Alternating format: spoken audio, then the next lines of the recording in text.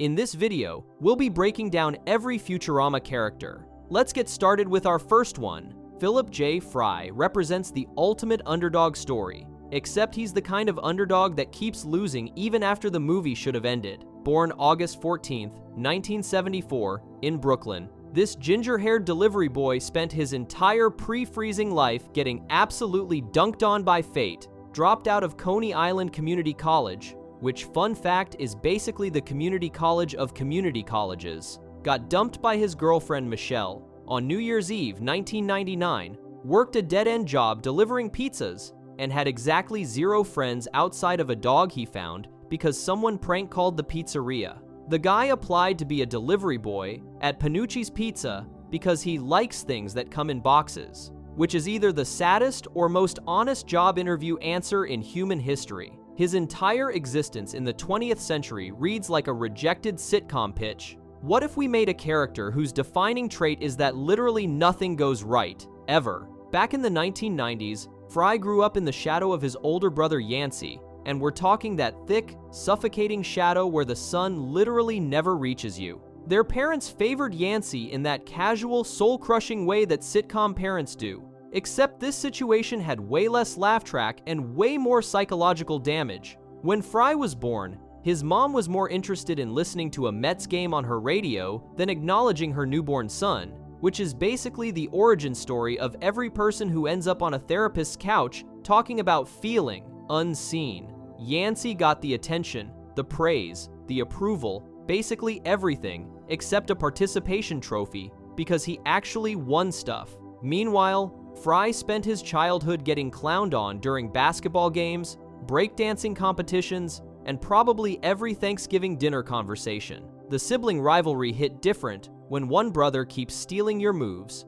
your thunder, and apparently your entire identity. The turning point came when young Fry discovered a 7-leaf clover while playing basketball with Yancey. Now, regular 4-leaf clovers are cute and give you mild good vibes, kind of like finding a penny on the sidewalk. This 7-leaf monstrosity turned Fry into a straight-up cheat code. Suddenly, this kid who couldn't dribble a basketball without hitting himself in the face starts pulling off the space hook, his patented move that Yancey immediately stole, because of course he did. The clover took things even further during their breakdancing crew tryouts. While Yancey copied everything Fry did the spacewalk, the robot, the 0G, Fry pulled off the legendary septuple head spin, something nobody had ever done before. The breakdancing teacher lost his mind. The crew went absolutely feral. Fry became a temporary god among suburban 1990s teens who thought parachute pants were the pinnacle of human achievement. The clover became Fry's entire personality,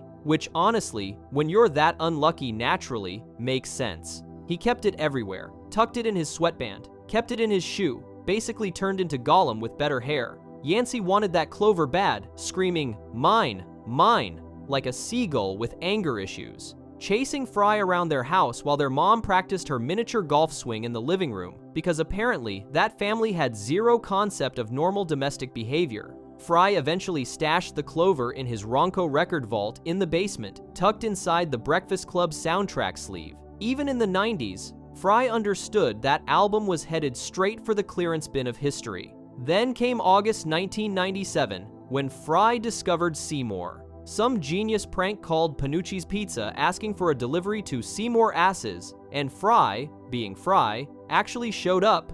A scraggly, homeless dog was scratching itself in an alley, looking like it hadn't eaten in a month. Fry offered him a slice of pizza, with the understanding that if Mr. Panucci asked, the dog's name was Seymour Asses. Just like that, Fry had a best friend. The two of them vibed immediately. Fry saw himself in that dog. Both of them were underdogs, literally, in Seymour's case, that nobody wanted, just trying to survive in a city that didn't care. Walking on sunshine together, Seymour howling along while Fry belted out the lyrics completely off-key. Panucci let Seymour hang around the pizzeria, using him as a combination mascot and health code violation. The dog would swim in tomato sauce, get rubbed down with pizza dough, and basically became a furry ingredient that somehow made it onto customer orders. December 31st, 1999 happened. Fry delivered a pizza to IC, Wiener at Applied Cryogenics, a prank call orchestrated by Nibbler, an alien who apparently spent years planning the galaxy's most elaborate setup just to freeze one specific idiot. Right before leaving, Seymour grabbed Fry's pant leg like he knew something terrible was about to happen. Panucci told Fry to go anyway because apparently dog premonitions mean nothing when there's pizza money involved. Fry fell backward into a cryogenic freezer at midnight while toasting another lousy millennium, got frozen for 1,000 years, and woke up in the year 3000 like the world's worst time travel movie. Seymour chased after Fry that night, but arrived too late. The dog found Fry frozen in the cryotube and barked at him, trying to wake him up. A hungover cryogenics worker called Fry's parents to pick up their son's dog, Mr. and Mrs. Fry showed up late because they all got food poisoning from bad bologna, which Mr. Fry blamed on Y2K, naturally, and dragged Seymour away from the building. The dog tried to lead them back to find Philip. Mr. Fry refused, convinced it was a Y2K trap designed to kill them all. They went home and ate more bologna instead. In episode Jurassic Bark, Fry discovers that fossilized Seymour is on display at the Museum of Natural History, preserved in a case labeled as a 20th century artifact. Fry completely loses it, smashing the display case with Bender using Bender's head as a hammer, because that's how their friendship works, and getting thrown out by security. He organizes a protest that consists of him dancing the Hustle in the Rain for 3 days straight, while Leela reads a book about how that specific dance move traditionally asks the gods for a transam. Eventually, the paleontologist Dr. Ben Beeler gives Seymour back after Fry provides enough information about the dog's life, his weird behaviors, his wet dog smell even when dry, his obsession with chasing the number 29 bus. Professor Farnsworth discovers they can clone Seymour because the fossil underwent rapid fossilization, preserving the cellular structure. The crew sets up the clono-mat in the sub-basement, powered by molten lava from Earth's core, because why wouldn't you power genetic resurrection with actual lava? Everything's ready to bring Seymour back. Bender, feeling jealous and replaced, throws the fossil into the lava. He immediately regrets it and dives in after the fossil, screaming about being 40% dolomite, the tough black mineral that won't cop out when there's heat all about. He retrieves the fossil. Fry hugs him, and they're ready to proceed. Then they scan Seymour's remains and discover the dog died at age 15. Fry does the math. Seymour lived 12 more years after he got frozen. 12 full years. Fry stops the cloning process by smashing the machine with a wrench. His logic destroys everyone. If Seymour lived 12 years without him, the dog must have moved on, found new owners, learned new songs, had a whole second life where Fry was just a memory. Why bring back a version of the dog that forgot him? Better to remember Seymour as he was from ages 0 to 3, when Fry knew him and loved him. Fry kisses the fossil and walks away, believing he's making the mature choice. In episode The Luck of the Fryrish, the crew visits the ruins of Old New York, now buried underground beneath New New York, because the future builds cities like Jenga towers. Fry takes them to his old neighborhood, pointing out landmarks like the bench where he found some shirts and the corner where a guy with a bushy beard handed out socialist newsletters. They find the ruins of his childhood home, and Fry breaks into the basement to retrieve his 7-leaf clover from the Ronco record vault.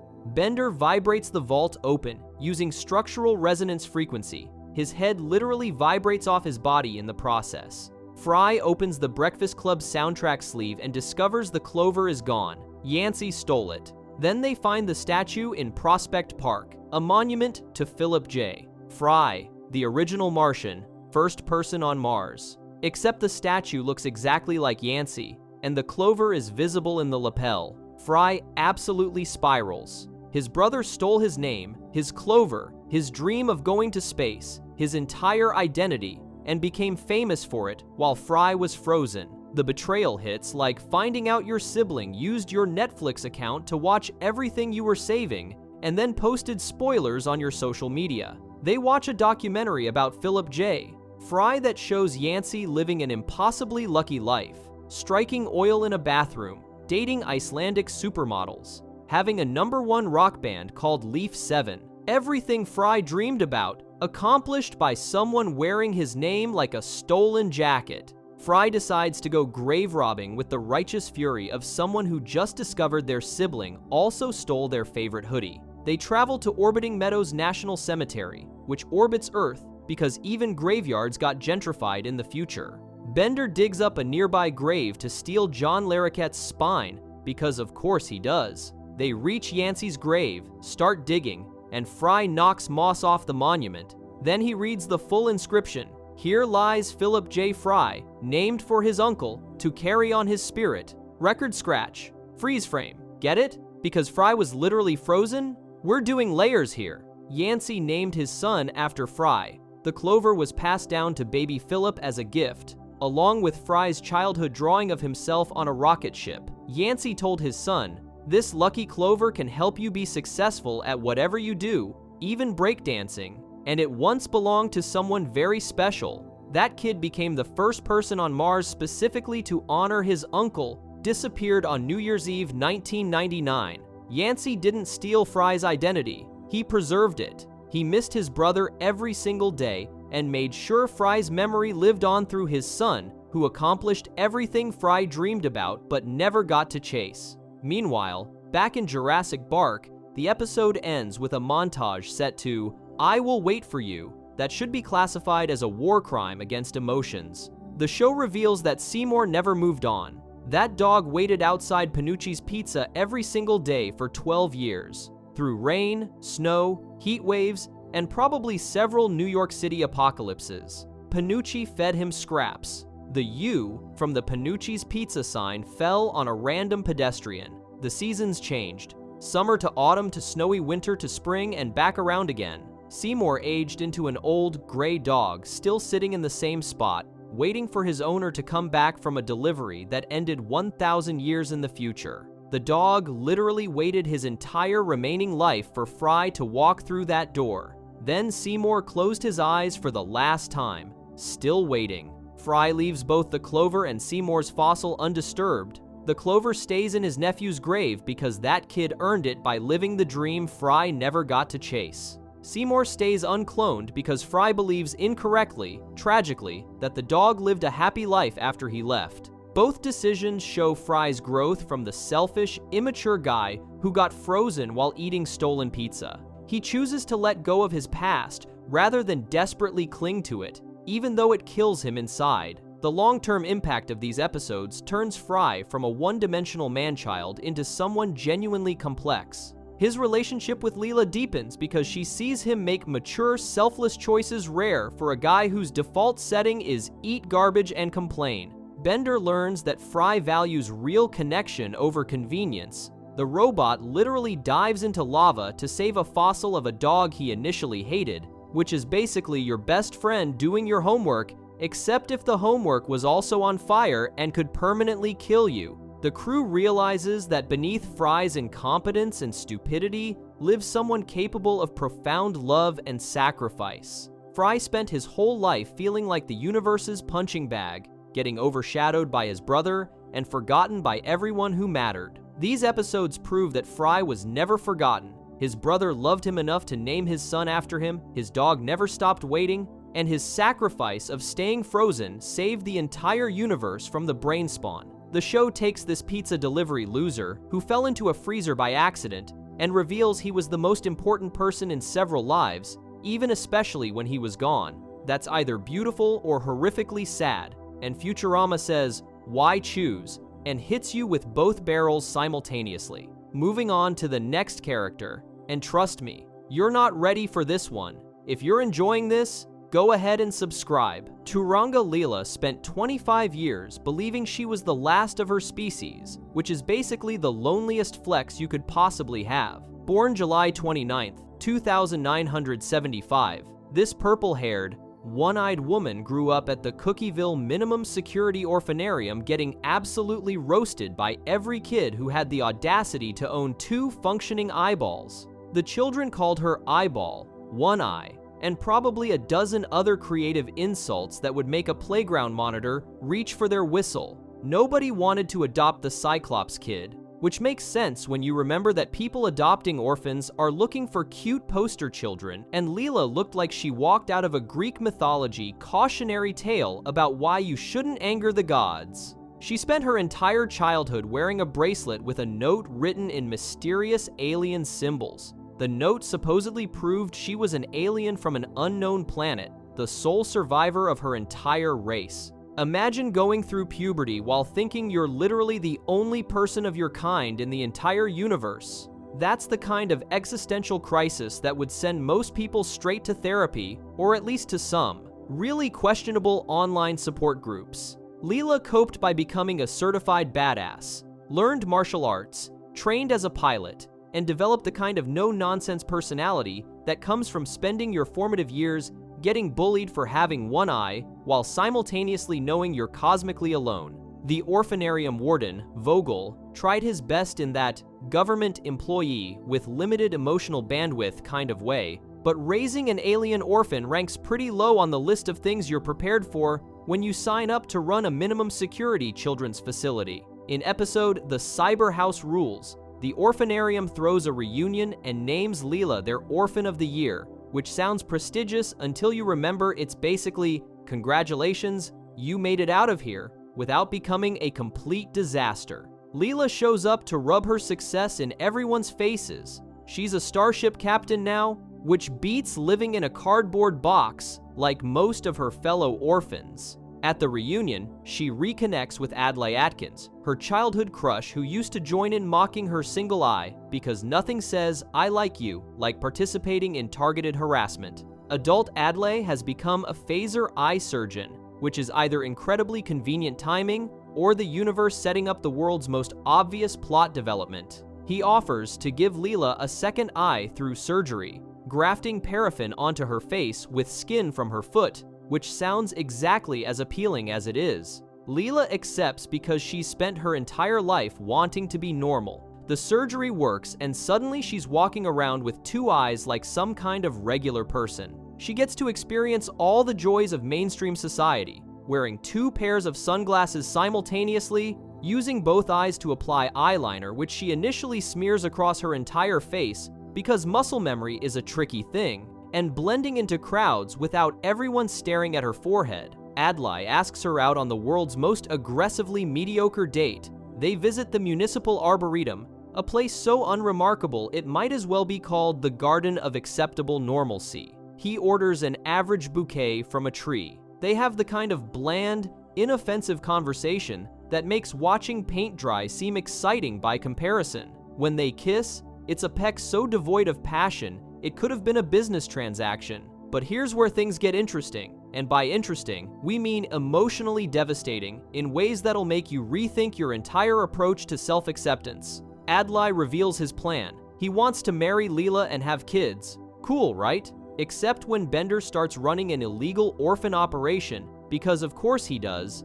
The man turned 12 children into a profit scheme. Adlai and Leela go shopping for a kid to adopt. They meet Sally, a sweet girl who happens to have a third ear on her face. The other orphans bully her mercilessly, calling her ear face and making her childhood a living nightmare. Leela immediately wants to adopt Sally because she sees herself in this kid, another freak that society has decided doesn't deserve basic human dignity. Adlai's response? Why adopt her when there are plenty of normal ones?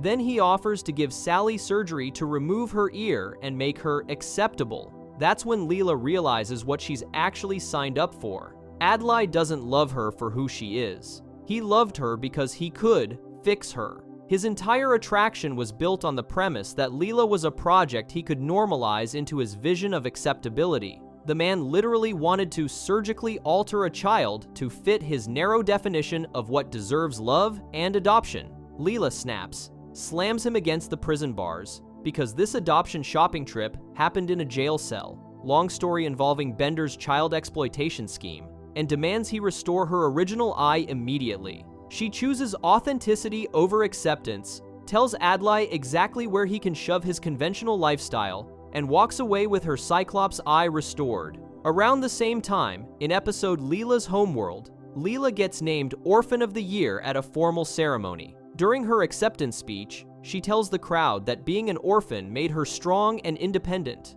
Sounds inspirational, except she breaks down crying immediately afterward because what she actually wanted was parents who loved her, held her, and told her she mattered. Fry finds her sobbing in the locker room, and she admits that despite all her success and strength, she just wanted a mom and dad. The loneliness of being the only member of her species weighs on her constantly. She looks up at the stars and imagines her parents somewhere out there on a distant planet, looking down on her with pride. Plot twist: her parents are literally underground, looking up at her from the sewers because, surprise, Leela is a mutant. The least mutated mutant ever born in the history of 31st century Earth. Her parents, Morris and Munda, are sewer-dwelling mutants. He's got a sideways mouth, she's got tentacles for hair, who gave birth to the genetic lottery winner. Their daughter came out with purple hair, one eye, and basically nothing else overtly mutated. In the world of sewer mutants, where people have eyeballs growing out of their armpits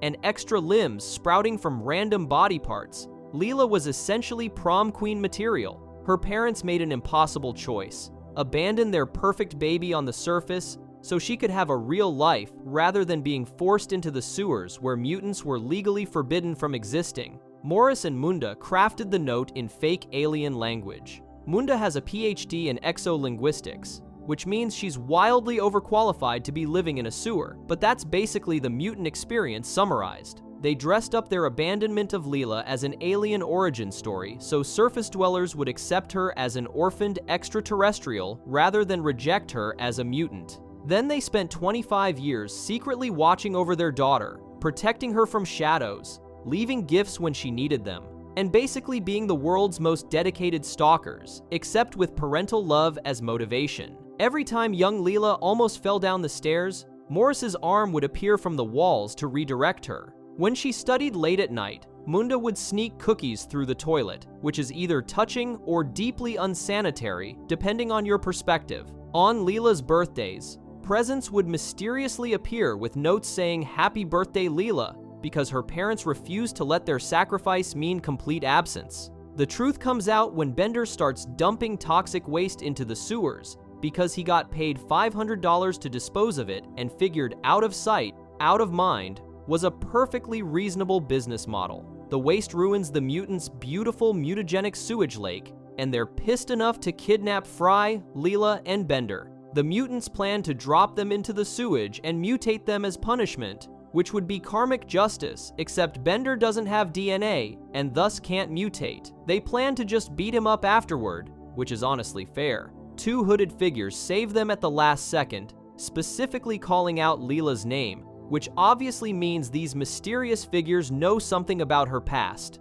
Leela discovers a hidden house in the sewers that's basically a shrine to her entire life. Newspaper clippings document every achievement she's ever made. Her old diary pages, flushed down the toilet years ago, are preserved like holy relics. There's even the letter Fry wrote her confessing his feelings, which she apparently flushed because who doesn't process romantic declarations via plumbing? The hooded figures keep saving her from the angry mutant mob, which makes zero sense unless you realize they're trying to protect her without revealing themselves. When Leela finally corners them and demands answers, they admit they killed her parents rather than explain the truth. Leela raises her laser gun, ready to murder these strangers for destroying her only chance at knowing her parents. Then Fry crashes through the ceiling. He had Professor Farnsworth analyze the alien note and discovered it was printed on recycled sewer toilet paper, because apparently even 31st century sewers have environmental sizz.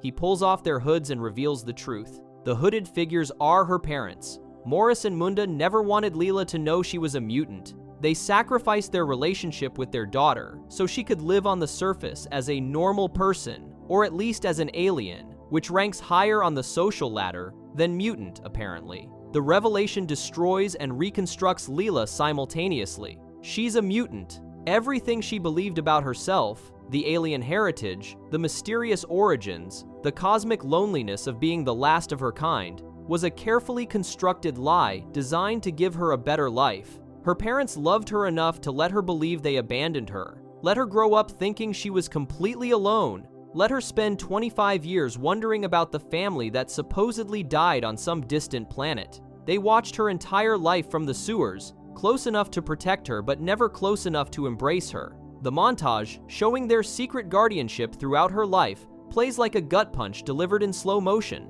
Baby Leela nearly falling downstairs, teenage Leela eating cookies that appeared mysteriously, adult Leela getting tucked in by an arm emerging from a wall vent. Every moment of her life had been quietly touched by parents who loved her from the shadows. Leela realizes the two-eyed surgery was pointless. She spent her whole life desperate to be normal, to be accepted, to fit into a society that told her she was too different to deserve love. Adlai represented everything she thought she wanted: conventional, successful, normal, boring. He promised her a life where nobody would stare, nobody would judge, nobody would see her as anything other than another face in the crowd. Except that life required her to surgically alter herself, adopt only acceptable children, and basically erase anything that made her unique or interesting. Her parents, meanwhile, loved her so much they gave up everything: their daughter, their chance at a family, their right to ever be acknowledged, just so she could have opportunities they never got.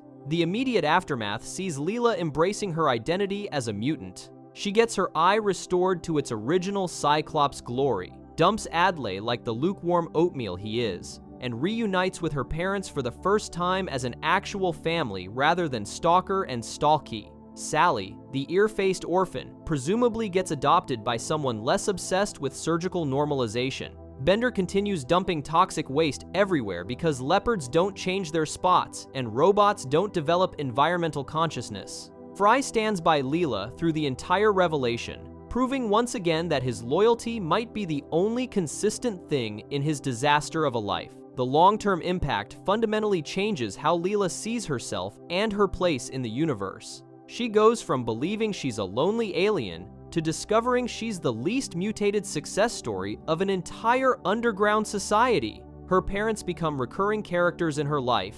She can finally have the family dinners, the parental advice, the unconditional love she's craved since childhood. The mutant rights movement gains momentum, eventually leading to mutants being allowed on the surface legally, which means Morris and Munda's sacrifice wasn't permanent after all. Their daughter became the bridge between surface dwellers and mutants, using her unique position, accepted on the surface, born in the sewers, to change laws and society. Leela's relationship with Fry deepens because he proved he'd literally crash through ceilings to help her find answers. While she spent years rejecting his advances for being too immature and childish, Fry consistently showed up when it mattered most. He didn't try to change her, didn't offer to fix her eye, didn't suggest she'd be prettier or more acceptable with modifications. He liked her exactly as she was: Cyclops eye, purple hair, tendency to violence, and all. The contrast between Fry's unconditional acceptance and Adlai's conditional approval shows Leela what love actually looks like versus what society tells her it should look like. Her entire character arc revolves around self-acceptance through the lens of disability, otherness, and belonging. Society told Leela she needed fixing. Adlai offered to fix her. Her parents tried to protect her by hiding the truth, but Leela only found peace when she embraced being different, being mutated, being the one-eyed woman in a two-eyed world. She rejected normalcy in favor of authenticity, chose her weird family over conventional acceptance, and ultimately realized that the people who love you for who you are will always matter more than the people who love who they can make you become. That's either a beautiful message about embracing differences or a devastating commentary on how society treats anyone who doesn't fit the mold, and Futurama says, definitely both, while making you cry about sewer mutants and face surgery. Let's shift over to the next character, and things only get wilder from here. Bender Bending Rodriguez rolled off the assembly line on September 4th, 2996, at Mom's Friendly Robot Company in Tijuana, Mexico, and immediately started making terrible life choices. Most robots get programmed with things like obey safety protocols or don't steal everything that's bolted down. Bender got programmed with the robot equivalent of live fast, die never, commit crimes. His serial number is 2716057, which mathematically can be expressed as the sum of two cubes, 952 cubed, plus negative 951 cubed, a fact that makes Bender and his identical twin Flexo laugh because apparently robots find number theory hilarious. The guy's basically a walking alcohol refinery, wrapped in gray metal with anger management issues and a god complex the size of Neptune. Born to bend girders for construction purposes, Bender spent his early career making components for suicide booths, which is either the darkest possible job assignment or proof that the robot factory has zero understanding of workplace morale. When he discovered his life's work was literally helping people kill themselves, he immediately tried to use one of his own suicide booths, because if you're gonna have an existential crisis, commit to the bit. This is where he met Fry on December 31st, 1999/January 1st, 3000, right as Fry woke up from his accidental 1,000-year nap. The two bonded over their shared status as society's rejects. Fry was a nobody from the past with zero prospects. Bender was a robot who hated his job and wanted to die. Friendship goals, obviously. Bender's personality reads like someone combined every vice known to humanity, removed all the guilt, and installed it in a metal body with the structural integrity of a tank and the moral compass of a kleptomaniac seagull. He drinks copious amounts of alcohol, technically for fuel, realistically because he's an alcoholic, smokes cigars to look cool, gambles constantly, steals everything that isn't nailed down and several things that are, and has stored 100,000 terabytes of pornography on his hard drive. When he stops drinking, he gets drunk, which is backwards from how human alcoholism works, making Bender the only person whose substance abuse problem gets fixed by more substance abuse. His chest cavity functions as both a storage unit and a physics-defying clown car. He's stored entire humans in there, small children, stolen goods, the last darkroom on Earth, a home brewery, and occasionally Fry when situations require human smuggling. His entire identity revolves around being indestructible, immortal, and superior to biological life forms. Every robot comes equipped with a wireless backup unit that saves their personality and memories, meaning if their body gets destroyed, they just download into a new one and keep going. Death becomes an inconvenience rather than an ending, basically the respawn mechanic from video games except with more existential implications. Bender constantly reminds everyone about his immortality, usually while the crew faces mortal danger. "You humans and your fragile organs," he'll shout while everyone's running from explosions or alien attacks. His catchphrase, "Bite my shiny metal ass," encapsulates his entire worldview. He's untouchable, superior, and deeply invested in making sure everyone knows it. Then in episode Godfellas, the universe decides to test exactly how untouchable Bender really is by literally launching him into the void of space at speeds that make rescue impossible. During a space pirate attack, Fry accidentally fires Bender out of torpedo tube number 3 instead of an actual torpedo. Bender flies through space screaming for help while the crew watches helplessly. Leela explains they were going full speed when they fired him, so he's going even faster than the ship can travel. The laws of physics sentence Bender to drift through empty space forever, which sounds like either the worst punishment imaginable or a really boring art installation about isolation. He's got a bag of stolen pirate swag, a Rolex, a candelabra, and an entire piano he pulls from his chest cavity. For entertainment, he plays Polonaise in C minor until he hits a wrong note and smashes the piano with the candelabra because Bender handles frustration the way toddlers handle being told no. Eventually, a tiny asteroid collides with Bender and sticks to his door. Microscopic life evolves on this asteroid at accelerated speeds because apparently evolution works differently when you're living on a robot god, developing into a civilization of tiny humanoid creatures called shrimpkins. They discover Bender, recognize him as an enormous metal deity who transported them through space, and immediately start worshipping him. Bender's response to being worshipped? Hard to blame him. He's finally getting the recognition he deserves, or at least thinks he deserves, which amounts to the same thing in Bender's narcissistic worldview. The Shrimpkins build him a massive beer tower called Lordweiser, using primitive technology and prayers. Malachi, the priest, becomes Bender's primary contact with his flock of devoted followers. Bender demands religious donations, gets disappointed when they're poor, then issues his sole commandment: God needs booze. The civilization constructs the great brewery to fulfill their god's alcoholic needs, and the construction project goes exactly as well as you'd expect when tiny people build industrial facilities without OSHA regulations. Workers get maimed, others die from toxic fumes, the liquor industry attracts organized crime, and suddenly Bender's paradise turns into a dystopian nightmare he accidentally created by wanting beer. Bender tries helping them. He saves Malachi's son from drowning in his own tear, because when you're the size of a god, crying becomes a natural disaster. The Shrimpkins witness the miracle and immediately start praying for their own divine interventions.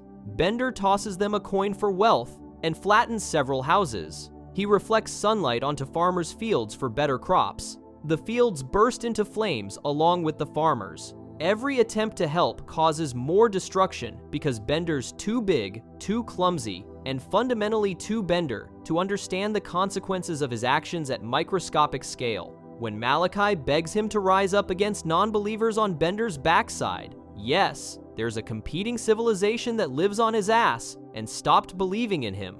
Bender refuses. He's learned that interference only makes things worse. The civilizations go to war anyway. They discover Bender's nuclear pile, develop atomic weapons, and completely annihilate each other in radioactive fire. Bender watches his entire worshiper base get vaporized, including Malachi, his wife, and Malachi Jr., who was hugging a pot to practice hugging his father when he came back from talking to God. The kid literally dies mid-hug practice. Bender cries over the ashes of the civilization that loved him, realizing that playing God carries consequences he never imagined. The explosions tickle him because nuclear warfare at that scale feels like gentle scratching to a full-sized robot, which makes the tragedy even worse. Their apocalypse is his mild annoyance. Then, Bender meets God, or at least, something that might be God, or might be the remains of a space probe that collided with God, or might be a galactic computer that gained sentience.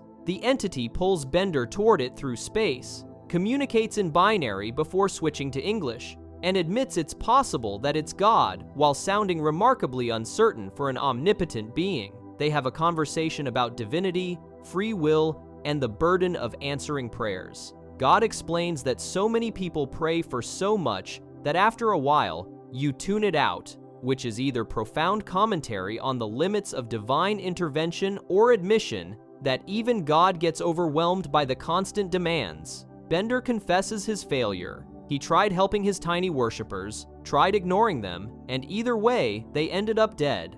God delivers the thesis statement of the entire episode. When you do things right, people won't be sure you've done anything at all. The perfect divine intervention looks like coincidence, feels like luck, operates so subtly that believers can maintain faith while skeptics can maintain doubt. Heavy-handed miracles create dependency. Obvious absence creates despair. The sweet spot exists somewhere between intervention and neglect, requiring the touch of a safecracker or a pickpocket, or, as Bender suggests, a guy who burns down a bar for insurance money but makes it look electrical. God straps a parachute to Bender and throws him back toward Earth. In the vague direction Bender points when he admits he doesn't know where Earth is, Bender falls through the atmosphere screaming, "Hot, hot, hot," and crash lands exactly where Fry and Leela are hiking down the Himalayas after trying to find him using a monastery's radio telescope. Fry wished for Bender back. The telescope transmitted that wish into space. God heard it and returned Bender. Whether that counts as divine intervention or cosmic coincidence remains deliberately ambiguous, CM, which is exactly the point. Around the same time, or possibly later, the timeline gets fuzzy. In episode Lethal Inspection, Bender discovers something that shatters his entire worldview. He was built without a backup unit. Every other robot on Earth gets manufactured with redundant systems that save their consciousness to remote servers, meaning death becomes temporary. Bender's defect makes him genuinely mortal. If his body gets destroyed, he actually dies. Forever. No respawn, no second chance, no downloading into a fresh body, and continuing like nothing happened. The revelation comes when he springs a leak. Professor Farnsworth examines him and casually mentions, "Oh, by the way, you're mortal and will die for real." Bender's response involves screaming, "No," from inside his own chest cavity where he unscrewed his head to process the existential horror privately.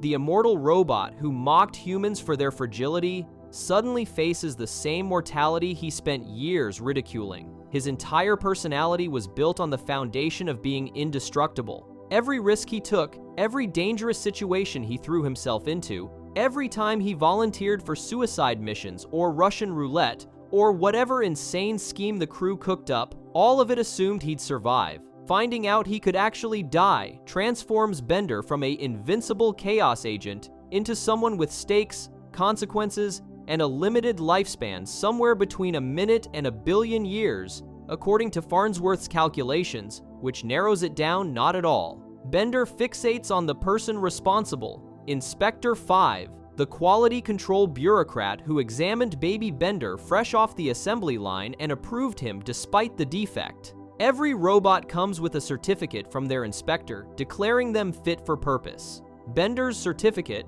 which he keeps in his chest and occasionally kisses, represents his perfection, his validation, his proof that he's exactly what he's supposed to be. Learning the certificate is a lie destroys everything. Bender decides to hunt down Inspector 5 and beat an explanation out of him, preferably violently, possibly lethally, definitely with maximum property damage. Hermes agrees to help, partly to prove he's more than just a paper-pushing file jockey, partly because he secretly cares about Bender, though he'd never admit it. They travel to the Central Bureaucracy, a massive governmental complex that makes the DMV look efficient by comparison. The bureaucratic headquarters maintains records on every inspector who ever worked for Mom's robot company. Hermes accesses the system using his grade 36 credentials, searches for Inspector 5, and finds nothing. The record's been completely erased. They check the physical archives, Inspector 1, 2, 3,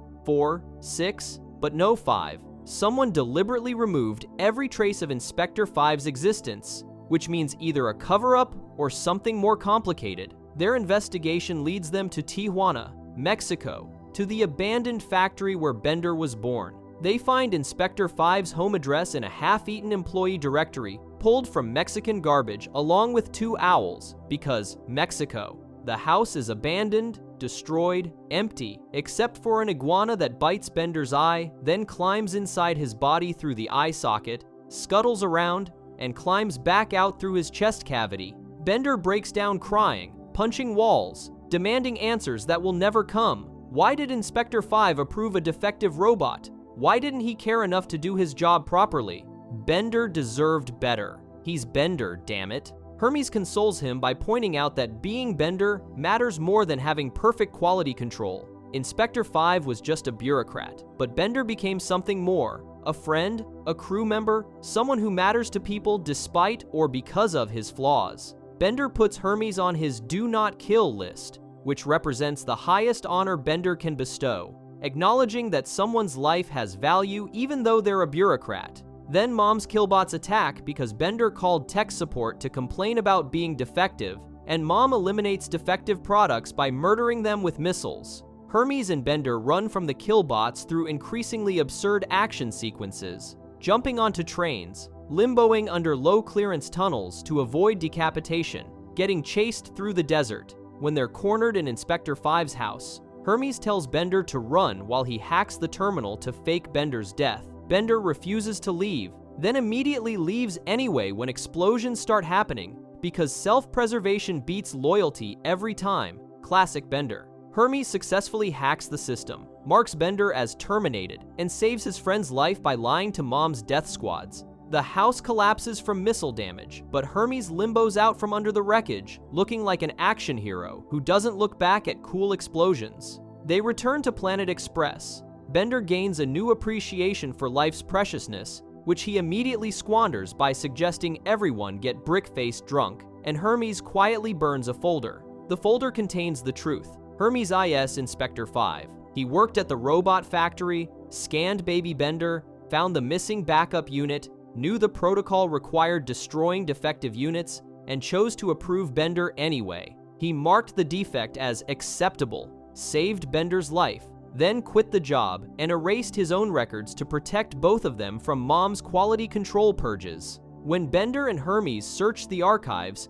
Hermes stole his own file. When Killbots attacked, Hermes risked his life to protect the robot he saved decades ago. The entire time Bender raged about Inspector Five's negligence, he was insulting the person who cared enough to let him live, despite the rules saying otherwise. Hermes never tells Bender the truth. He maintains the secret, lets Bender believe Inspector Five was just some anonymous bureaucrat who screwed up, and continues pretending their relationship is purely professional with occasional tolerance mixed in. The reveal happens only to the audience through a montage showing baby Bender on the assembly line, Hermes discovering the defect, choosing compassion over protocol, and spending years protecting Bender from the consequences of that choice. Hermes quits Mom's company, moves away from Mexico, buries the evidence, and accepts a job at Planet Express where he can keep an eye on the robot he saved. The long-term impact fundamentally changes how we understand Bender and Hermes's relationship. Every time Hermes tolerates Bender's theft, every time he bails Bender out of trouble, every time he acts annoyed but helps anyway, it's because Hermes literally gave Bender life. Hermes sees Bender as his responsibility, his creation in a sense, his choice to value mercy over efficiency. Bender remains completely oblivious, continues treating Hermes like any other bureaucrat, and never learns that the person he relies on most, besides Fry, is the same person who decided he deserved to exist despite being defective. Bender's God complex and mortality crisis converge into a character who simultaneously believes he's perfect and fears he's broken, acts invincible while facing genuine death, plays at being superior while depending on others for survival. He's 40% titanium, 40% dolomite, 40% ego, and 100% proof that the sum of someone's parts matters less than what they choose to do with them. The robot built to bend girders bent the universe instead, became a god who learned humility through genocide, discovered mortality through bureaucratic compassion, and somehow ended up being the exact person Inspector Five believed he could become: flawed, mortal, worthy of existence, despite every reason saying otherwise. Alright, on to the next character, and this one might surprise you. If you want more videos like these, hit that subscribe button. Professor Hubert J. Farnsworth was born April 9th, 2841, making him pushing 160 plus years old, though he lies and claims 150 because vanity trumps honesty, even in the 31st century. He invented dark matter engines that revolutionized galactic travel, pioneered modern robotics, and casually keeps doomsday devices in his closet, like normal people store Christmas decorations. He's Fry's 30 times great-nephew, though time travel makes him technically Fry's direct descendant after Fry becomes his own grandfather. The man runs Planet Express, primarily to fund bizarre experiments and test whether his inventions will catastrophically malfunction on expendable delivery crews. They usually do. When asked about his previous crew, he starts saying, "Oh, those poor sons of," before pivoting to, "but that's not important." Their career chips came from an envelope labeled "Contents of Space, Wasp's Stomach." The crew later finds their predecessors' remains buried in space, honey, confirming the professor absolutely sends people to their deaths with full knowledge. His company commercial includes the tagline, "Our crew is expendable, your package isn't," while showing someone getting dragged away by a giant bird. When the current crew gets sent to war, he immediately interviews replacements and even assigns them similar character roles. When they return alive, he's genuinely surprised. "Oh God, you're alive. I mean, thank God you're alive." Then tells the new applicants, "Come back in 3 days, a week at the most." He keeps Amy around specifically because they share a blood type and maintains a box labeled Leela's organs with plastic tongs ready for harvest. When Hermes becomes suicidal, the professor encourages him to kill himself in a way that won't damage his liver because other people need it. He views Planet Express less as a business and more as a source of cheap labor, like a family, which tells you everything about how he views family. His relationship with the crew oscillates between genuine affection and complete disregard. He calls them family while also viewing them as organ donors. He sends them on deadly missions, but occasionally shows concern when they're in actual danger. He forgets their names but remembers their blood types. But underneath the sociopathic disregard beats a legitimately brilliant mind. His dark matter engines allow ships to cross galaxies in hours by moving the universe around the ship rather than moving the ship itself, which sounds like nonsense until you realize relativistic physics makes both perspectives equivalent. The dark matter fuel, crystallized Niblonian feces. He built galactic civilization on alien poop, and nobody knows except him. He also invented a hat that advanced a monkey to human-level intelligence, created a race of mutant atomic supermen, and pioneered the sport utility robot design that became the template for modern robots like Bender. His teaching career at Mars University reveals his pedagogical philosophy: make courses sound so intimidating nobody enrolls. When asked what he's teaching, he responds, "The same thing I teach every semester, the mathematics of quantum neutrino fields. I made up the title so no student would dare take it." This approach backfired spectacularly with Ogden Wernstrom, who not only enrolled but became his prized student. Then Farnsworth graded Wernstrom's quantum neutrino fields pop quiz and gave him an A-, not for wrong answers, but for poor penmanship. Wernstrom vowed eternal revenge over that single grade, transforming from devoted student into bitter rival, who spends the next century trying to destroy Farnsworth's reputation.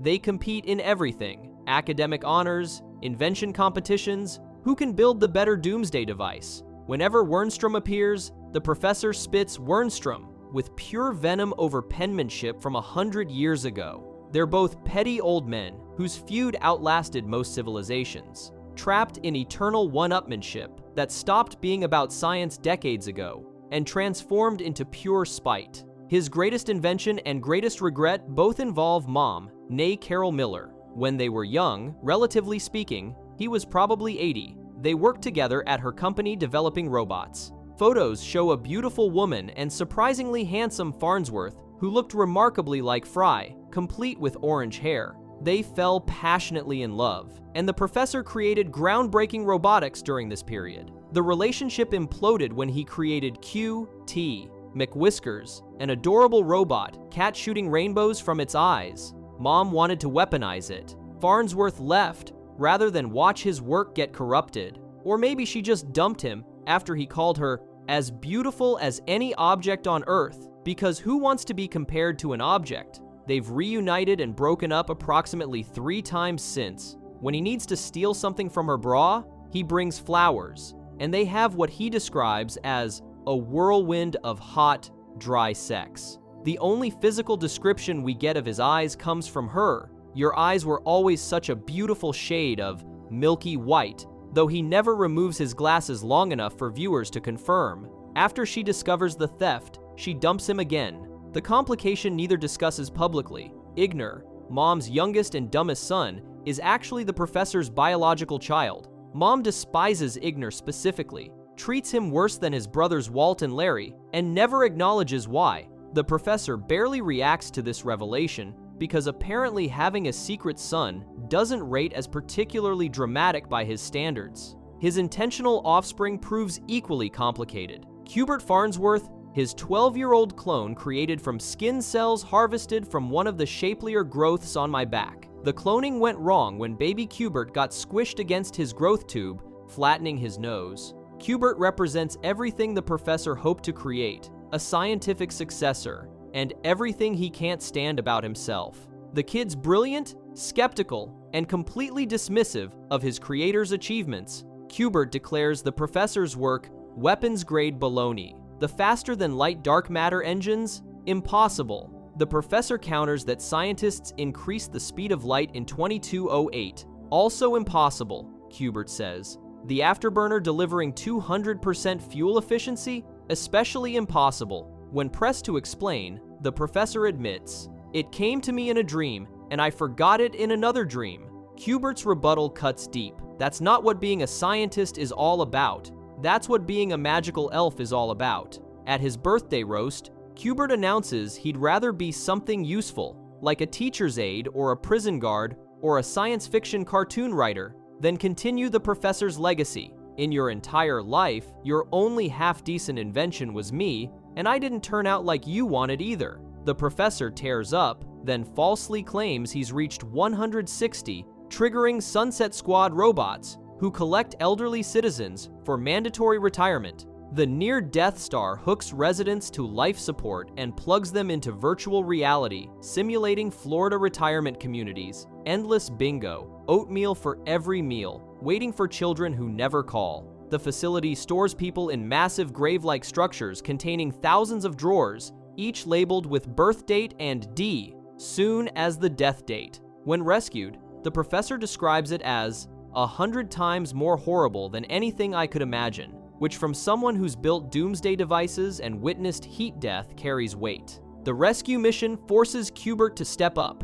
When the ship's engine breaks and only the professor knows how to fix it, Q*bert figures out the operating principle. It came to me in a dream, using the same dream logic he previously mocked. He echoes his creator's words, "Nothing's a complete load, not if you can imagine it." That's what being a scientist is all about. Q*bert accepts his role not by copying the professor, but by understanding that scientific advancement sometimes requires imagination over pure logic. The professor's other inventions range from useful to catastrophic. The smelloscope detects odors across interstellar distances. If a dog craps anywhere in the universe, the professor won't be out of the loop. The what-if machine shows alternate timelines for entertainment. His universal translator only translates into incomprehensible dead language, French. His mind-switching machine creates chaos in The Prisoner of Benda and accidentally spawns legitimate mathematics. The professor builds it, hoping to experience youth by swapping bodies with Amy.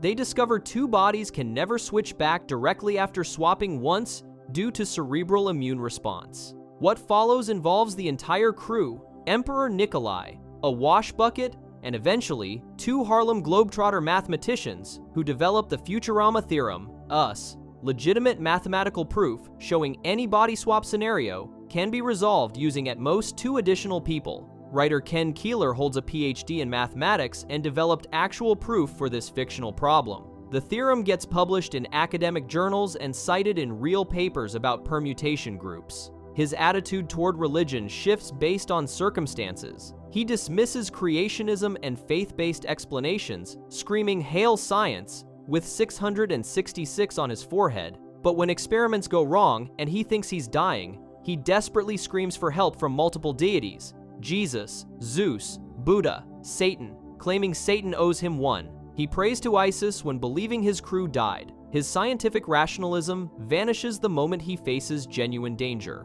replaced by frantic appeals to any supernatural entity that might intervene. Whether this represents genuine belief, Pascal's wager-style hedging, or simply terror overriding rationality remains unclear. His senility manifests dangerously and selectively. He falls asleep constantly, forgets mid-sentence, and announces, "Good news, everyone," before describing probable death. He builds universe-threatening devices, then forgets about them. But when it matters, fixing the ship, solving mathematical problems, building impossible things, his brilliance returns. He'll explain quantum mechanics while forgetting he's not wearing pants. The selective competence suggests his senility might be performance art or genuine deterioration with occasional clarity. His sexuality remains inappropriately active despite extreme age. He dates women, makes inappropriate comments about employees' bodies, and maintains what Bender describes as his status as an uncircumcised old man,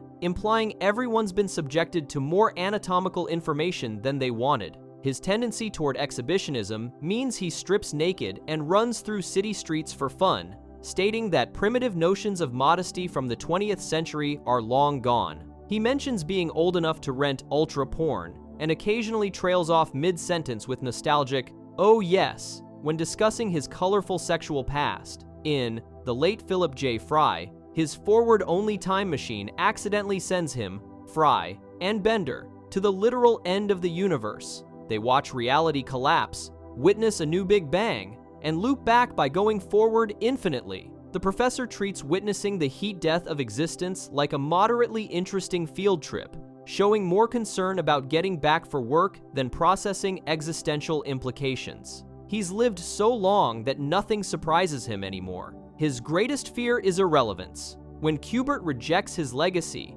when inventions get dismissed as impossible, when people forget he pioneered their civilization's technology, that wounds deeper than physical pain.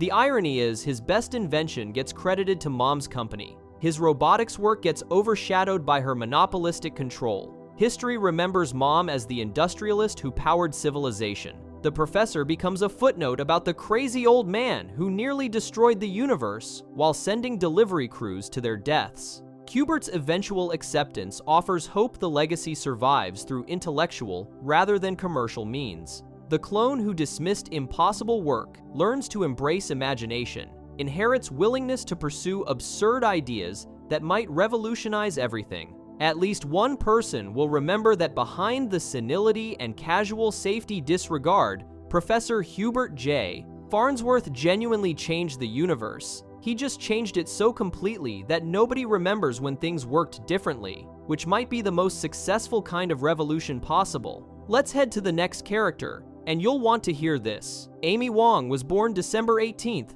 2979 on Mars, heir to the planet's entire Western Hemisphere, courtesy of her parents, Leo and Inez Wong, who made their fortune raising Bugalo, Martian buffalo that roam across ranchland so massive it makes Texas look like a studio apartment. Despite being born into wealth that would make most billionaires weep with envy, Amy grew up under crushing parental expectations that she could never satisfy. Leo wanted a son. Inez wanted a thin, obedient housewife in training. Amy became neither, instead transforming into a party-boarding engineering genius with a PhD in applied physics and commitment issues the size of the solar system. Her parents' disappointment manifests constantly and creatively. When she gets cuteness reduction surgery as a child, yes, really, she was too cute, they barely notice. When she loses weight after childhood obesity, Leo tells her she looks marginally less fat than before. When she becomes an intern at Planet Express, they assume it's a secretary position. When she earns her doctorate after 12 years of study, 6 years longer than necessary because Professor Farnsworth forgot to tell her she'd already qualified, they ask when she's getting married and producing grandchildren. The Wong family dynamic operates on a simple principle. Nothing Amy does will ever be good enough, so she might as well party and enjoy herself anyway. The pink sweatsuit she wears constantly represents rebellion disguised as casual wear. Leo wanted a son, so Amy dresses in what she calls dumb boy sweatsuits to mock his disappointment while simultaneously hiding the body she spent years hating. Her parents wanted her ladylike and demure. She became a party-boarding adrenaline junkie who crashes into things with such regularity that her terrible piloting skills evolved into the show's most reliable running gag. She flies around on rocket-powered boards, doing tricks and stunts, inevitably losing control and face-planting spectacularly. The crashes symbolize her approach to life: full speed ahead, consequences later, pick yourself up and keep going. Because dwelling on failure means accepting her parents' assessment that she's fundamentally disappointing. Her relationship with Kif Kroker starts as a casual fling that accidentally becomes the most serious commitment of her life. They meet on the Titanic space cruise, and Amy views him as another fun distraction, a shy, sweet alien who treats her well but isn't permanent. Kif, being Kif, falls desperately and completely in love immediately. The mismatch causes friction throughout their relationship. When Kif invites Amy to move in with him aboard the Nimbus, she stows away inside a giant pill during a delivery mission rather than ask permission, which tells you everything about her impulsive decision-making and disregard for rules. She crashes through security, steals a spaceship, and risks getting in massive trouble just to see her boyfriend. But when he asks about living together, she hesitates. Kif uses the Nimbus's holoshed to show Amy potential futures. A cottage by the shore with a pony named Spirit, the pony she always wanted, but her parents said she had too many already. A timeshare at the Tranquilibria Sea, a castle in the clouds. Each scenario represents domestic bliss and commitment. Amy appreciates the effort, but tells him honestly that she's not ready to give up her independence, even for someone she loves. The conversation gets interrupted when the holoshed malfunctions, snashins again, because apparently Star Trek holodeck safety protocols don't exist in the 31st century, and historical villains become real. Attila the Hun, Jack the Ripper, Professor Moriarty, and an evil Abraham Lincoln rampage through the ship. During the chaos of trying to blow the holograms into space, the ship decompresses, and everyone grabs onto everyone else to avoid getting sucked out. Kif touches multiple people's hands while his glove comes off.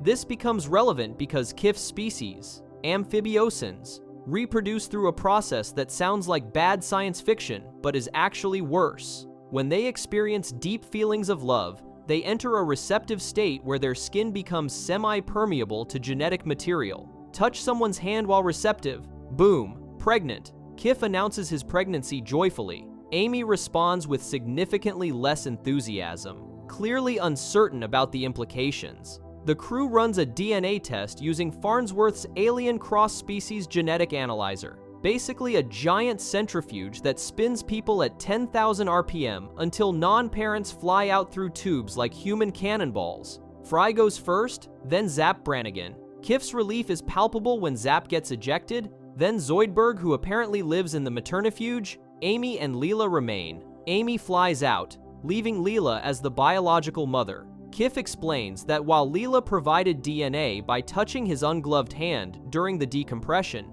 Amy is his smizmar, the person who inspired the initial feeling of love, making her the true parent in amphibiosan culture. It's a loophole that sounds romantic, until you remember, Amy didn't consent to any of this and is now responsible for raising alien tadpoles. Her parents' reaction to the pregnancy? Excitement. Finally, because they're getting grandchildren. They don't care about the biological mechanics of alien reproduction. They just want grandbabies to fulfill their own social expectations. At the baby shower, they give Amy a gift, her party board, converted into an ironing board, because now that she's a mother, her only surfing should be under a wave of responsibility. They literally destroyed the symbol of her independence and freedom without asking, assuming motherhood means the death of everything Amy enjoyed about her life. Kif gives his speech about the quivering mass of life that will soon emerge and pull them into the depths of commitment. Everyone finds it beautiful. Amy breaks down crying and runs out of the baby shower, abandoning Kif right before he needs to return to his homeworld for the birthing rites. The crew accompanies Kif to Amphibios 9, hacking through jungle to reach the sacred ancestral birthing grounds. The Grand Midwife performs the ceremony, repeatedly referencing the smizmar who's supposed to be present. Kif struggles alone, trying to lift the ceremonial jug, dragging it with stretched out arms while crying. Then Amy arrives on her party board. Her parents destroyed one, but apparently she has backups, crashes into the swamp, and announces that while she still doesn't know if she's ready, she loves Kif and wants to be there beside him. It's character growth compressed into a single moment, acknowledging her fear while choosing commitment anyway. They complete the ceremony, and Kif gives birth to spawn containing hundreds of tadpoles. Predatory snakes and flying creatures immediately attack the newborns because nature on Amphibios 9 operates on nightmare difficulty. Amy grabs a giant leaf and beats back the predators, shouting at them to stay away from her babies. The maternal instinct kicks in not through obligation, but through immediate physical threat. She protects her children because they need protecting right now, which is different from abstract future parenting she wasn't ready to commit to. The tadpoles swim off into the swamp where they'll mature for 20 years before crawling back onto land as children. Amy tells Kif she'll be ready then. She's not ready now, but she will be when it actually matters. The compromise between her need for independence and her commitment to Kif becomes temporal. She gets 20 years to figure out motherhood before the kids come home. It's the perfect solution for someone with massive commitment issues. Agree to the responsibility, but defer the actual work until future Amy has to deal with it. Her body image issues manifest catastrophically in The Prisoner of Benda when Professor Farnsworth builds a mind-switching machine. Amy was overweight as a child. There's a photo labeled 2,997 Employee of the Year, showing her significantly heavier, and despite losing the weight, she never lost the psychological baggage. When the professor complains about regretting his wasted youth playing it safe, Amy responds that she wasted hers eating excessively.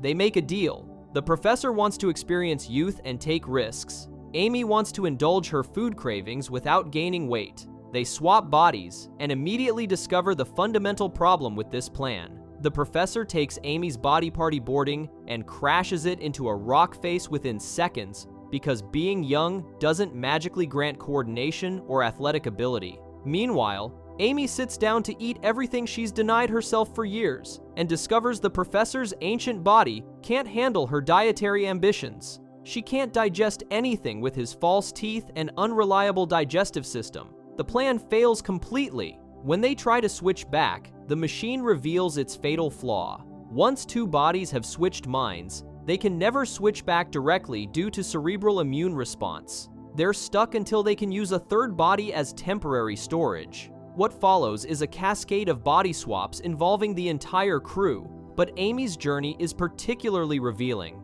She switches from the professor's body to Leela's body, finally getting what she wanted, a fit, attractive form she can eat in without consequences. She immediately starts deep frying everything. Deep-fried ice cream sandwiches wrapped in frosting and lightly baconed. She gorges continuously, ballooning Leela's body to parade float proportions in record time. When Leela, stuck in the professor's decrepit body, sees what Amy's done to her appearance, she screams for help. Fry recoils in disgust at the transformation. Amy eventually switches into Hermes' body and the food addiction continues. At Elzar's Fine Cuisine, she watches Fry and Leela, now in Zoidberg, and the professor's bodies respectively, attempt a romantic dinner to prove they're attracted to each other's inner selves rather than physical appearance. They make out passionately despite inhabiting the most disgusting bodies imaginable. Elderly professor with dentures falling out, alien lobster doctor burping through gills and producing parasitic worms.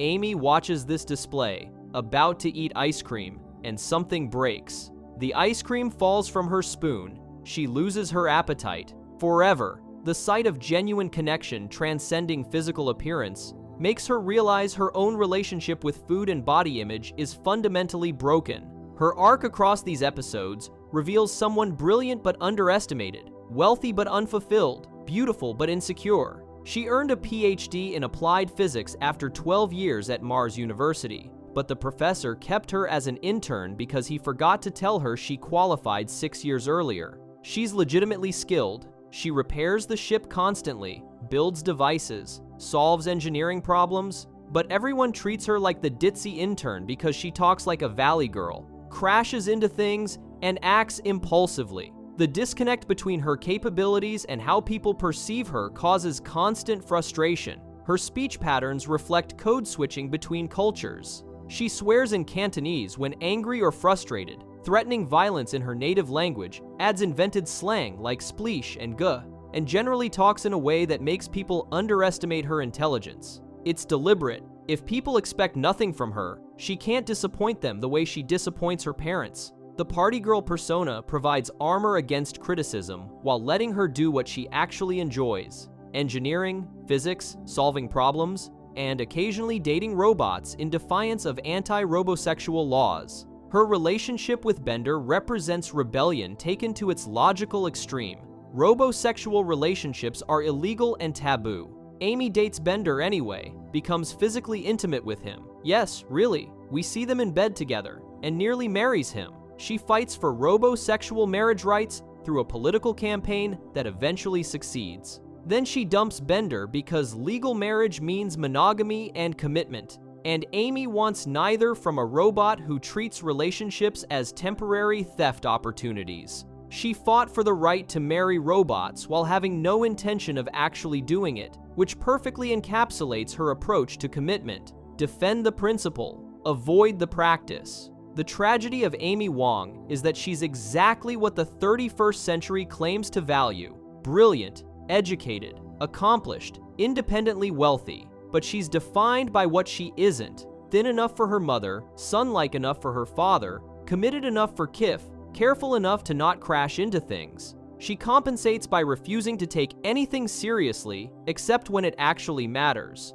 She'll stow away in a pill to visit her boyfriend, but won't move in with him. She'll fight for robosexual rights, but won't commit to a robot. She'll defend her children from predators with a leaf, but admits she won't be ready for motherhood for another 20 years. She's perpetually caught between who she is and who everyone expects her to be, so she chooses neither, existing in a permanent state of potential that never quite resolves into the disappointment her parents expect or the commitment her relationships require. Alright, moving to the next character, and it only gets crazier. If you like this kind of content, make sure you subscribe. Hermes Conrad was born May 15th, 2959 in Jamaica, and before he became the bureaucratic heart of Planet Express, he was something far more impressive, the greatest limbo champion Earth had ever seen. During the 2980 Olympics, Hermes represented Jamaica and broke records that physicists claimed were impossible, bending his body under bars set so low that spectators questioned whether human spines could actually compress that far. His wife, LaBarbara, describes his early career with pride tinged with nostalgia,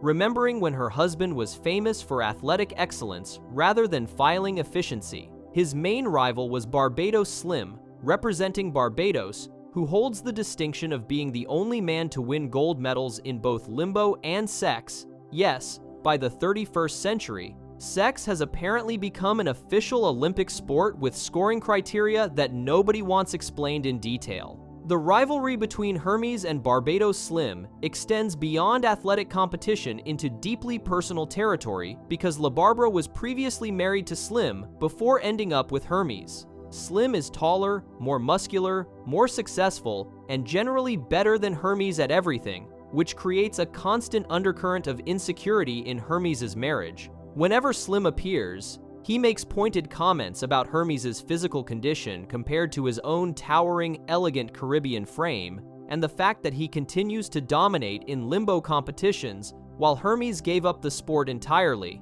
The psychological weight of competing with your wife's perfect ex-husband, who literally won Olympic gold for being good at sex, creates tension that manifests in Hermes' desperate need to prove his worth through other means. The reason Hermes quit limbo involves tragedy that haunted him for years. During the 2980 Olympics, while Hermes was performing his physics-defying limbo routine, a young boy in the audience became so inspired that he jumped into the competition area and sprinted toward the extremely low-set bar. Hermes protested desperately, shouting that the bar was too low and the boy's backbone couldn't take it, but the child ignored him and attempted the impossible limbo. The boy's back broke, possibly killing him, at minimum paralyzing him for life, and Hermes carried the guilt of that moment for decades. He blamed himself for inspiring the child to attempt something that destroyed him, despite not being at fault. The incident transformed Hermes from confident champion to guilt-ridden man seeking safety and predictability. His career change from athlete to bureaucrat represents a fundamental shift in worldview. Limbo involves risk, showmanship, pushing physical boundaries to their breaking point. Bureaucracy offers the opposite: rigid rules, predictable outcomes, safety through compliance with established procedures. Hermes threw himself into paperwork and regulations with the same intensity he once devoted to athletic training, seeking order and certainty in a world where random tragedy can strike innocent children who just wanted to be like their heroes. He joined the central bureaucracy and eventually worked his way to grade 34, though his grade fluctuates between 34 and 36, depending on performance reviews and minor infractions like finishing tasks 2 seconds early. But before becoming Planet Express's accountant, Hermes worked a very different job that would create the most important secret relationship of his life.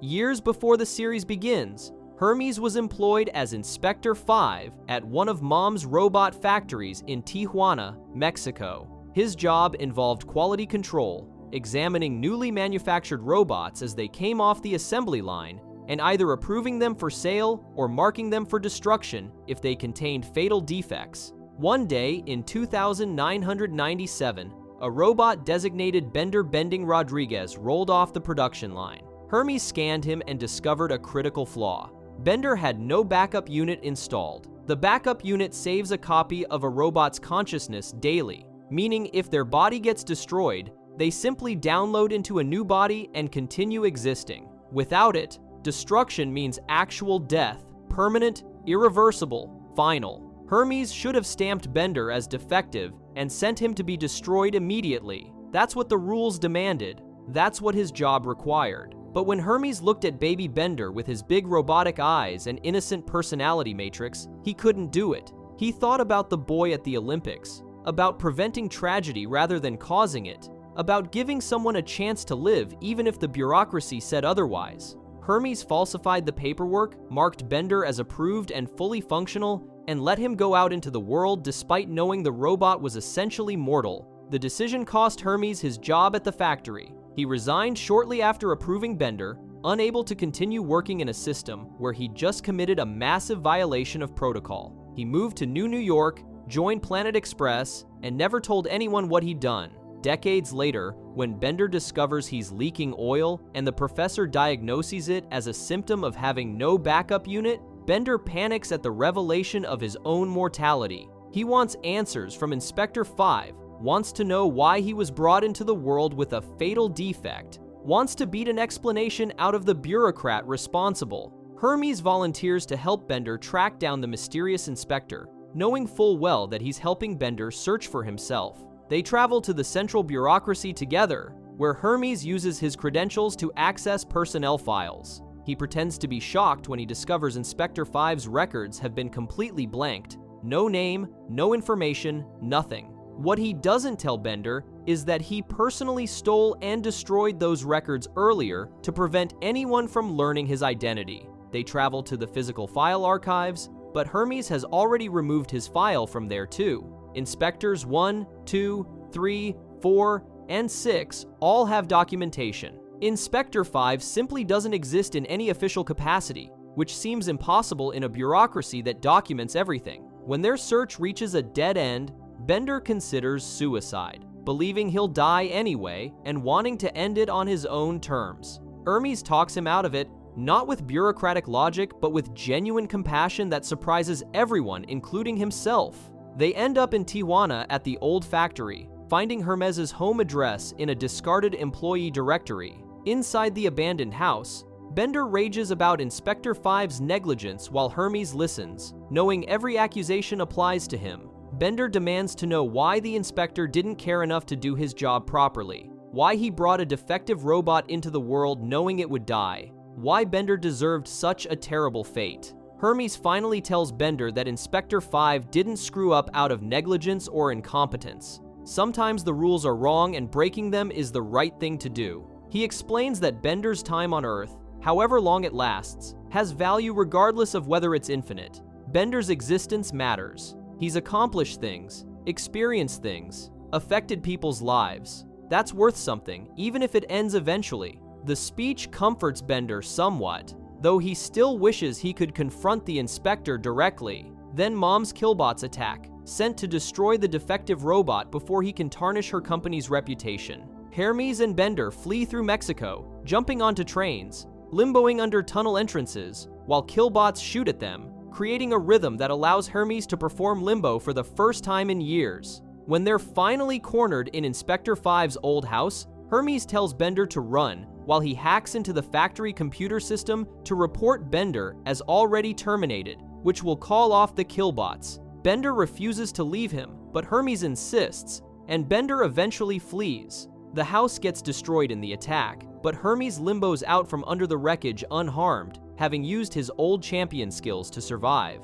The episode ends with a montage set to music, shown only to the audience and not to any characters. We see baby Bender coming off the assembly line drinking from a baby bottle of alcohol. Hermes scans him, discovers the missing backup unit, considers following protocol and destroying him, but instead marks him approved. We see Hermes resigning from Mom's factory, leaving the house in Tijuana, stealing his own file from the central bureaucracy archives when Bender starts searching for Inspector 5, and finally in the destroyed Mexican house, hacking the system to save Bender's life before limboing to safety. Hermes nods to himself in satisfaction, having successfully protected his secret while saving the robot he cared enough about to risk everything for years ago. Bender never learns that Hermes is Inspector 5, and Hermes never tells him. The episode, The $6 Million Mon, explores a different kind of crisis. Hermes' increasing obsolescence compared to modern machinery. While conducting annual performance reviews, Hermes determines through rigorous mathematical analysis that he himself is the most useless employee at Planet Express. The time he spends on performance reviews creates more drag on company profits than anyone else's incompetence, so logically, he should fire himself. A robot bureaucrat named Mark 7G arrives to replace him, and Hermes stamps his own personnel file as fired and walks out of Planet Express without looking back. Being unemployed drives Hermes to desperation. When a mugging robot attacks him and La Barbara, Hermes can't defend them because he's afraid of fighting machinery. Machinery always wins when he tries. The police save them, but the incident crystallizes Hermes' feelings of inadequacy. If he can't protect his family, can't perform his job better than a robot, can't compete with his wife's athletic ex-husband, then what purpose does he serve? He visits a shady body augmentation parlor in Filthy Town and gets a harpoon installed in his chest,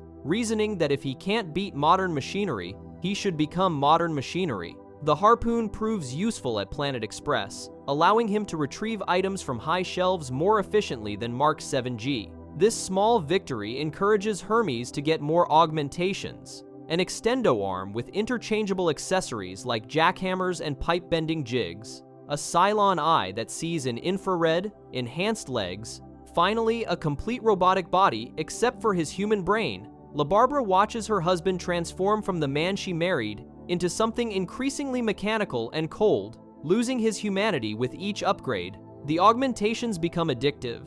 Hermes can't stop improving himself, can't accept that his original body had value, can't see that he's destroying what made him Hermes Conrad in pursuit of becoming efficient enough to matter. Meanwhile, Zoidberg has been collecting all of Hermes' discarded body parts as they get replaced. He creates a ventriloquist puppet called Little Hermes from the assembled flesh, performing comedy routines where the puppet insults Zoidberg in Hermes' voice, while Zoidberg plays the good-natured victim. The act is disturbing and hilarious, showing that even as a disembodied meat puppet, Hermes' personality remains recognizable through his trademark contempt and sarcasm. Zoidberg genuinely believes he and Hermes are best friends despite years of abuse, interpreting the constant insults as affectionate teasing rather than genuine hatred. When Hermes announces his intention to replace his brain with a robot brain, the final upgrade that will make him completely mechanical, La Barbara gives him an ultimatum.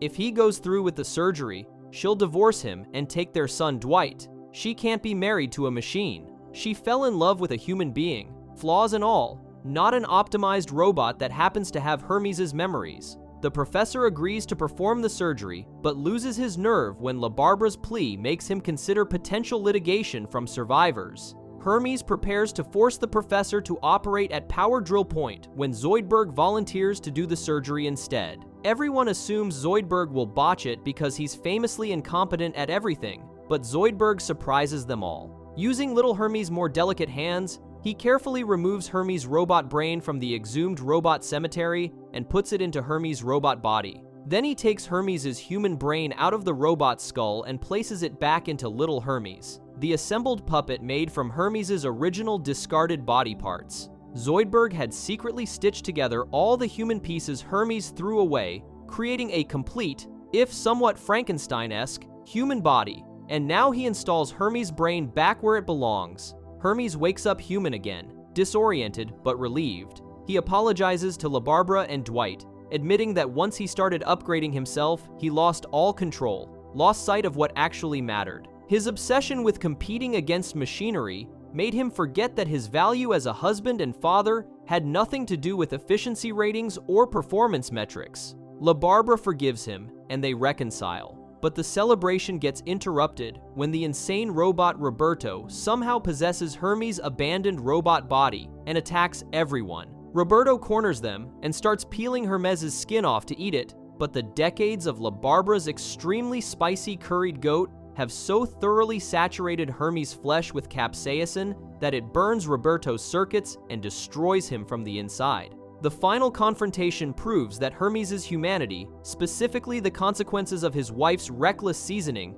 was more powerful than any robot augmentation could be. His weaknesses became his strength. His human body, which he discarded as obsolete, saved everyone through the accumulated spice of 1,000 home-cooked meals. La Barbara insists Hermes thank Zoidberg for saving him from himself. Hermes struggles with it because he genuinely hates Zoidberg and has never pretended otherwise, but he manages a grudging acknowledgement of appreciation. Zoidberg's response shocks everyone. He finally understands that he and Hermes aren't friends, never have been friends, and all those years of abuse weren't affectionate teasing. He delivers a scathing speech about how Hermes acted like a selfish jerk and doesn't deserve a wife like LaBarbara or a friend like Zoidberg, then walks away with dignity for the first time in their relationship. Hermes watches him go with what might be respect, or surprise, or possibly the first genuine emotion he's felt towards Zoidberg in years. The tragedy of Hermes Conrad is that he spent his entire adult life running from himself.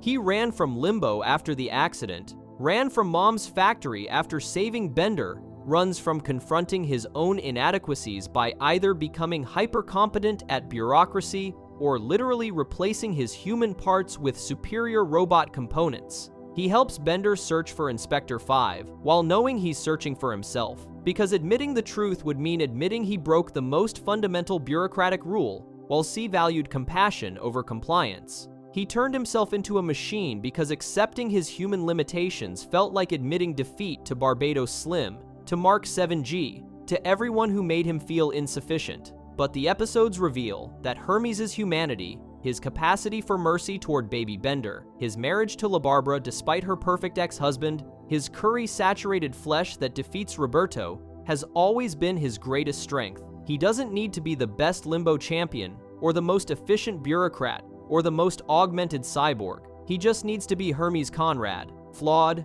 Jamaican, bureaucratic, occasionally merciful, frequently harsh, ultimately human. The man who saved Bender because it was right, who fired himself because the math demanded it, who almost destroyed his marriage pursuing mechanical perfection, and who finally learned that his value can't be calculated with spreadsheets or enhanced with implants. Sometimes, the most important moments in life involve breaking rules to save someone who doesn't deserve destruction, and living with that secret forever because some forms of compassion require no acknowledgement or reward. Let's go ahead and check out the next character. You won't see this coming. Dr. John A. Zoidberg was born December 5th, 2913 on Decapod 10, a sandy beach planet populated entirely by decapodians, crustacean aliens who look like someone mashed together a lobster, a crab, and every nightmare you've ever had about seafood coming back for revenge. He speaks with a heavy Yiddish accent despite being an alien from another planet,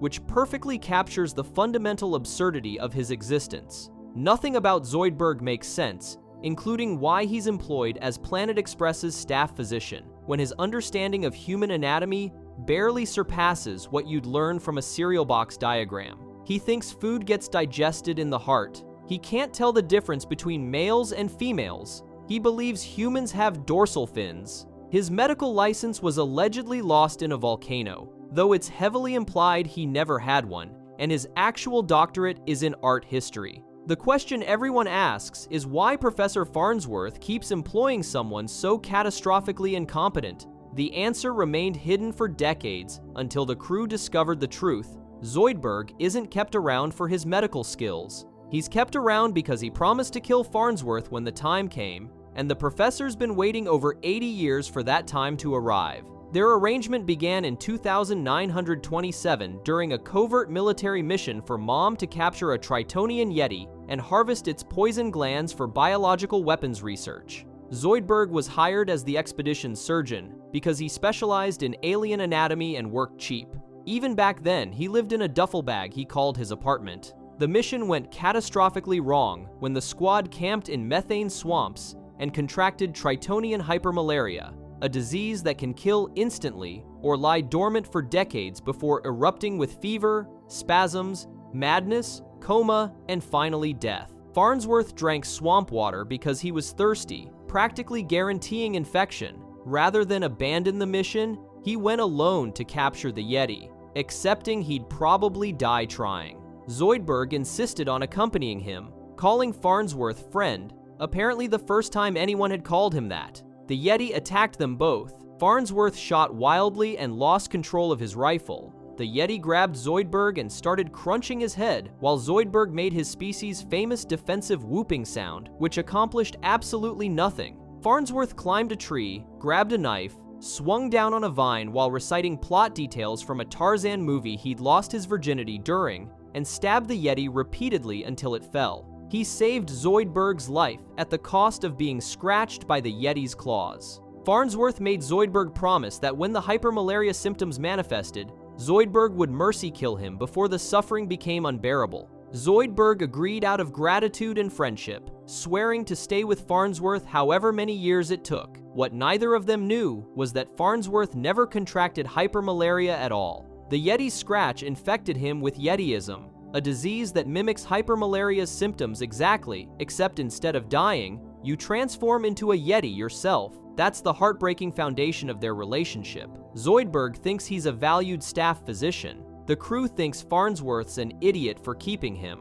The truth is that Farnsworth's been paying Zoidberg for decades to wait patiently for permission to commit murder by mercy. When Farnsworth finally developed symptoms, he told Zoidberg the time had come but added one crucial condition. It had to be a complete surprise. Zoidberg spent weeks trying to murder Farnsworth in increasingly elaborate surprise attacks that all failed or got foiled by coincidence. The crew discovered Zoidberg's assassination attempts and locked him up, then built an elaborate death machine to mercy kill Farnsworth themselves. Zoidberg escaped by digging through the floor like a sand crab, went to Mom directly, and traded the only thing he owned, a coupon for one free tanning session, for the preserved head of the Yeti that had attacked them. He returned just in time to explain the truth and cure Farnsworth with concentrated Yeti pineal neurotoxin, choosing to preserve his friend's life rather than fulfill the promise that had defined their relationship for 8 decades. Mom herself respects Zoidberg enormously,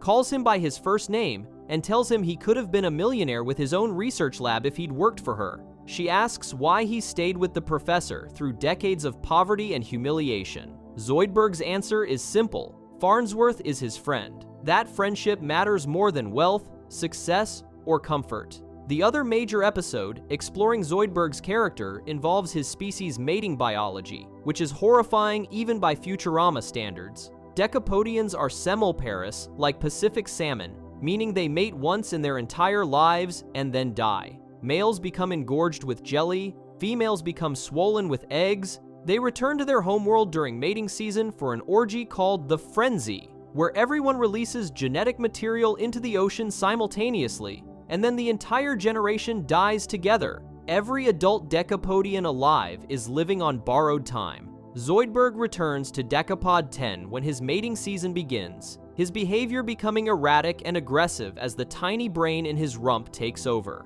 He tries to attract a mate through traditional courtship displays, but every woman rejects him. His claws are too small, his stink gland too weak, his display inadequate. Eventually, he encounters Edna, a former classmate who mocks him as an inferior specimen unworthy of her eggs. Fry decides to help by teaching Zoidberg human romance, faking emotional connection to facilitate mating. He coaches Zoidberg through conversations where he pretends to care about Edna's day and compliments her appearance. The deception works spectacularly well, and Zoidberg experiences something unexpected, genuine feelings that aren't about reproduction at all. He asks Fry if it's love when you care about a female for reasons beyond mating. Fry tells him no, that must be some weird alien emotion.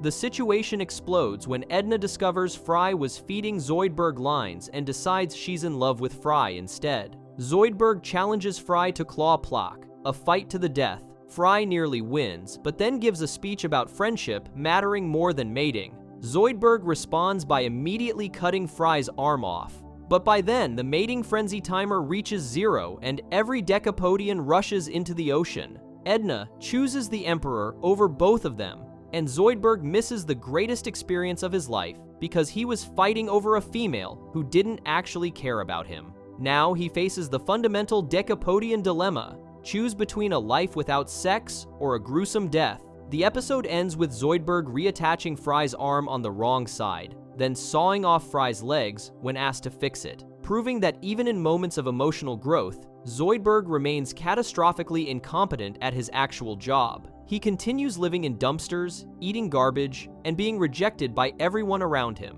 The crew treats him as a barely tolerated parasite. Hermes openly despises him and constantly looks for excuses to fire him, though the hatred is so one-sided that Zoidberg interprets it as affectionate teasing from his best friend. The only person who consistently treats Zoidberg with genuine respect is Fry, who calls him a friend and means it, which is why Zoidberg mentions at Fry's memorial, that he was the only member of the crew who never struck him. His one romantic success came when he met Marianne, a flower merchant with no sense of smell. Zoidberg performed surgery to give her a sense of smell, terrified she'd leave him once she could smell how bad he reeked. Instead, she'd never learned good smells from bad smells, and to her, his scent was pleasant while flowers smelled awful. She became a garbage collector, and they continued dating. The tragedy of Dr. John A. Zoidberg is that he came to Earth wanting to practice medicine and make friends, achieved neither goal despite decades of effort, and remains pathologically optimistic anyway.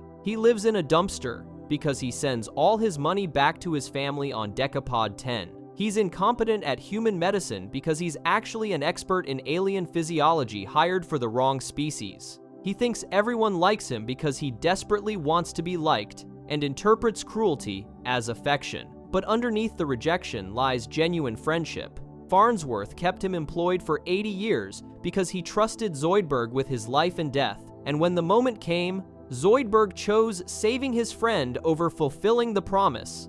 That's the real story. A lonely alien who found people who matter to him more than his own comfort, dreams, or survival. He just wishes they'd realize he matters to them too. Let's jump over to the next character. And trust me, this part's good. If you're into these breakdowns, subscribe to the channel. Captain Zap Brannigan, born June 30th, 2972, holds the rank of 25-star general in the Democratic Order of Planets military, despite being so catastrophically incompetent that his continued survival represents one of humanity's greatest statistical anomalies. He commands the dupe flagship Nimbus, wears a velour uniform that barely contains his considerable gut, and speaks with the overconfident swagger of a man who has never once correctly assessed his own abilities. Unlike Fry, who's stupid but possesses basic moral intuition about right and wrong, Zap has no internal compass whatsoever. He genuinely believes every terrible decision he makes is brilliant,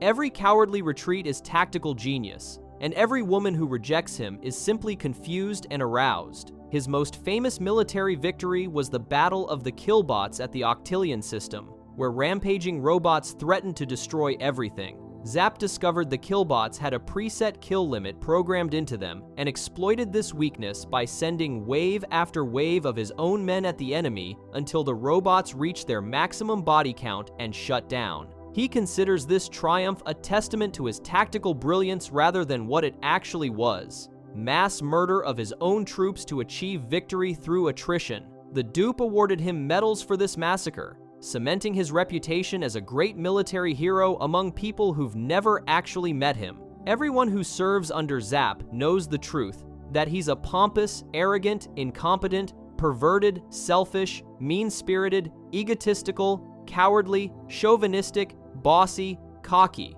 manipulative, supremely vain idiot who endangers everyone around him while taking credit for anything that accidentally goes right. His first officer and personal assistant is Kif Croker, a long-suffering green alien who bears the brunt of Zap's abuse daily. Zap treats Kif like a slave, forcing him to perform humiliating tasks like shaving his armpits while he bathes, holding up flags during speeches, and taking blame whenever Zap's plans inevitably fail. The closest thing Zap has to a friend is the man he constantly bullies and belittles, which tells you everything about his capacity for human connection. When things go wrong, Zap's standard operating procedure is to turn to Kif and say, "Stand by to take the blame." Despite this unconscious cruelty, Zap seems genuinely unaware that his treatment of Kif constitutes abuse. He just assumes this is how captains and first officers interact. Zap's obsession with Leela began when the Planet Express crew delivered ceremonial scissors to the dupe's ribbon-cutting ceremony for their new headquarters. He arrested them for violating Brannigan's Law, a regulation he created that prohibits interfering with undeveloped worlds, even though those worlds were already interfered with by dupe mining operations. The law exists primarily so Zap can invoke his own name when arresting people. He imprisoned Leela until she agreed to visit his quarters, which he calls the Lovenasium, a candlelit room dominated by a hovering heart-shaped bed beneath a huge portrait of himself. His seduction techniques include pronouncing champagne as Champag-N and asking if she'd like to feel his velour bedspread. When Leela tried to leave, Zap started crying about how lonely and pathetic he was, manipulating her sympathy until she felt sorry enough to sleep with him. The next morning, she immediately regretted it, calling it a mistake driven by a split second where her common sense was overwhelmed by pity. Zap interpreted this as the beginning of a grand romance and has spent years pursuing her, despite her constant rejections,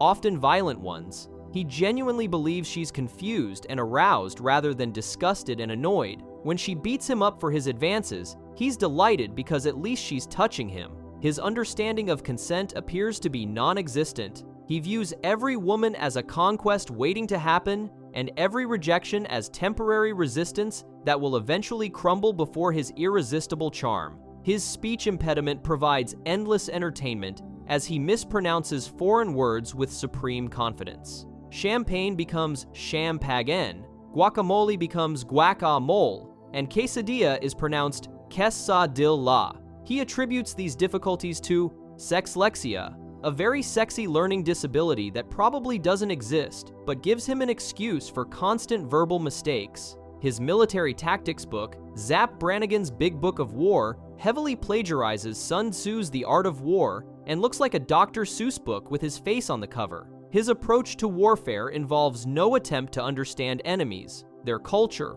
or their tactics. 9. He just sends waves of expendable troops until either the enemy is overwhelmed or he gives up entirely. The destruction of Dupe headquarters demonstrated both his incompetence and his ability to fail upward through the bureaucratic system. Rather than returning to the ribbon-cutting ceremony as scheduled, he decided to cut the ribbon remotely using the Nimbus's tactical laser set to its highest setting, hyperdeath. Kif warned him this wasn't wise, but Zap ignored the advice with his trademark dismissiveness toward anyone else's input. The laser cut the ribbon successfully, then kept going, slicing through a statue, cutting the entire $400 billion space station in half, and causing it to explode with all the Dupe representatives aboard. His response to this catastrophe was, whoopsie-daisy. During his court-martial, Zap faced overwhelming evidence of guilt. The prosecutor, a simple hyperchicken from a backwoods asteroid, called the entire jury as witnesses since they'd all seen Zap blow up headquarters. The judge initially dismissed all charges due to his years of service and the prosecutor's incompetence, but Leela testified about his idiocy and convinced the jury to convict him. The judge stripped him of his rank and dishonorably discharged him, but in a final act of blame-shifting, Zap framed Kif for masterminding the destruction, getting his loyal first officer discharged as well. Their time as homeless civilians was brief and pathetic. They wandered through New York like characters from Midnight Cowboy. Zap, offering himself as a prostitute before pushing Kif into a limo with an elderly woman when she showed interest in the alien instead. Eventually, they ended up at Planet Express, where Farnsworth hired them thinking their presence would distract from the company's horrendous safety record. Zap immediately began undermining Leela's captaincy, bonding with Fry and Bender over beer and resentment toward authority figures who make them do actual work. He convinced them to mutiny by promising a leadership style based entirely on loyalty rather than competence.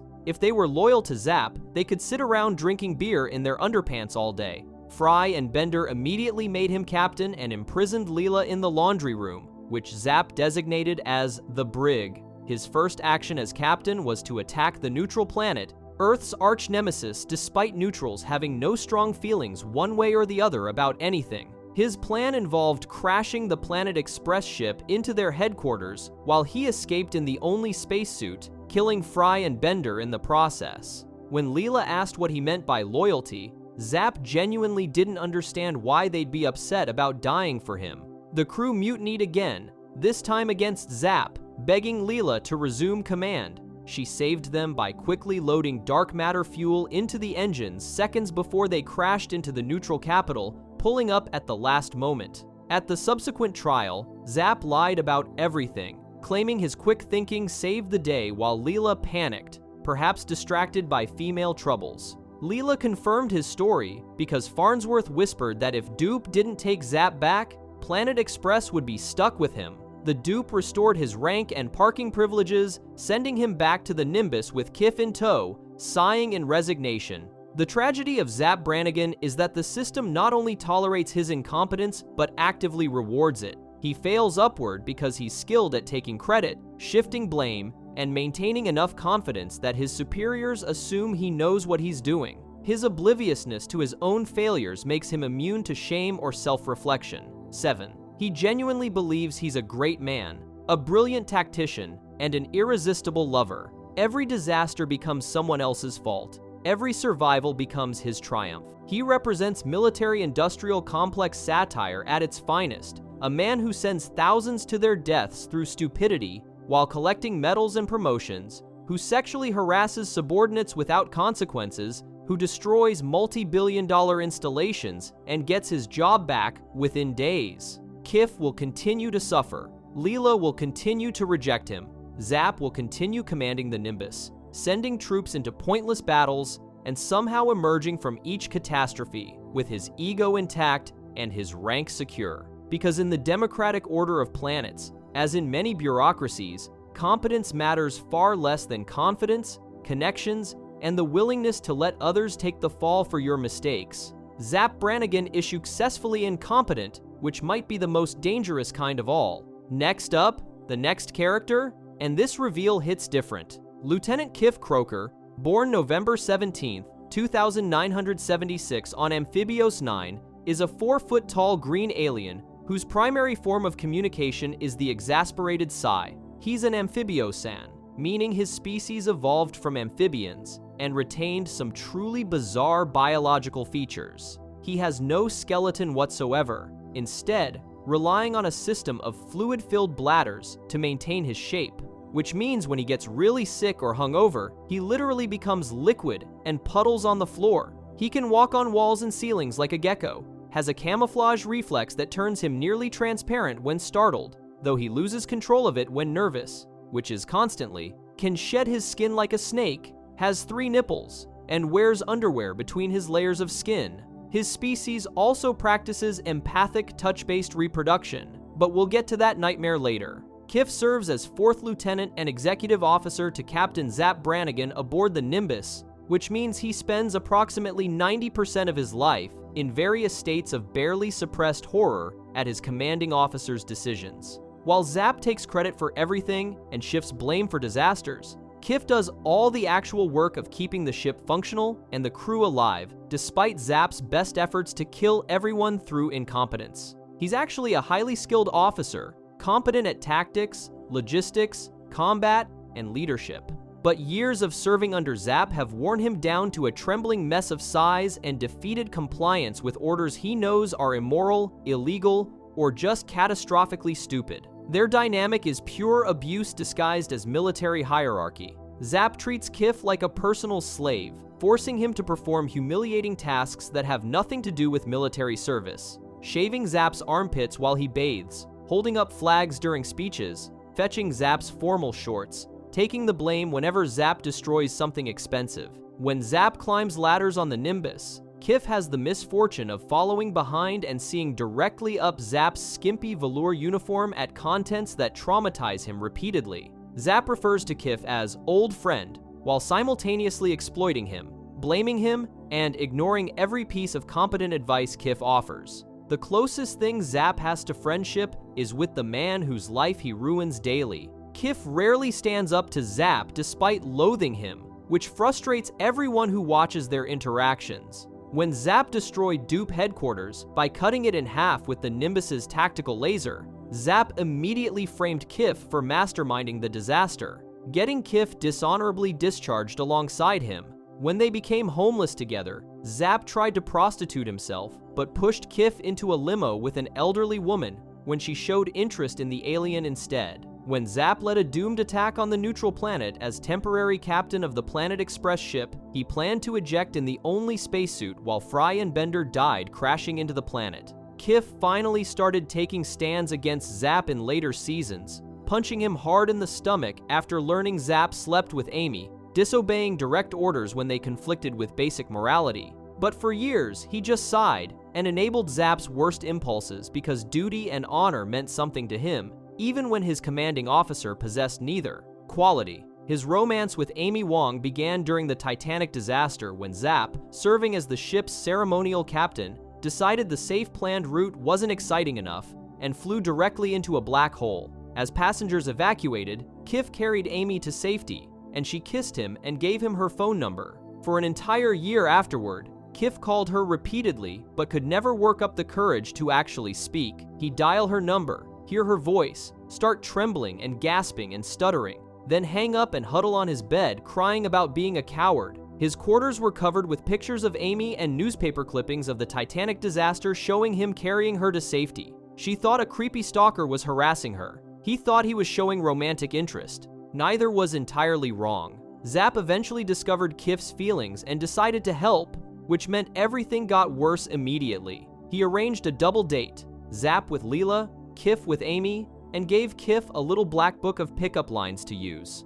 During dinner at La Palme d'Orbit, a rotating restaurant orbiting a planet, Kif tried to speak to Amy naturally, but panicked and started reading from Zap's book instead. The lines were spectacularly offensive. "If I said you had a beautiful body, would you take your pants off and dance around a little? And I find the most erotic part of the woman is the boobies." Amy and Leela were appalled. Zap winked and gave thumbs up, genuinely believing his advice was working. When Leela and Amy threatened to leave, Zap tried to salvage the date through karaoke. Kif began singing "Total Eclipse of the Heart" with genuine emotion and beautiful vocals, thanks to his years in the Dupe Boys chorus. And Amy started responding positively to his sincerity. Then Zap shoved him aside, grabbed the microphone, and performed a spoken-word version of Lola, with Leela substituted for the name while smoking a cigarette and sitting on a stool like he was the velour fog incarnate. His singing was so terrible that people ran screaming to emergency escape pods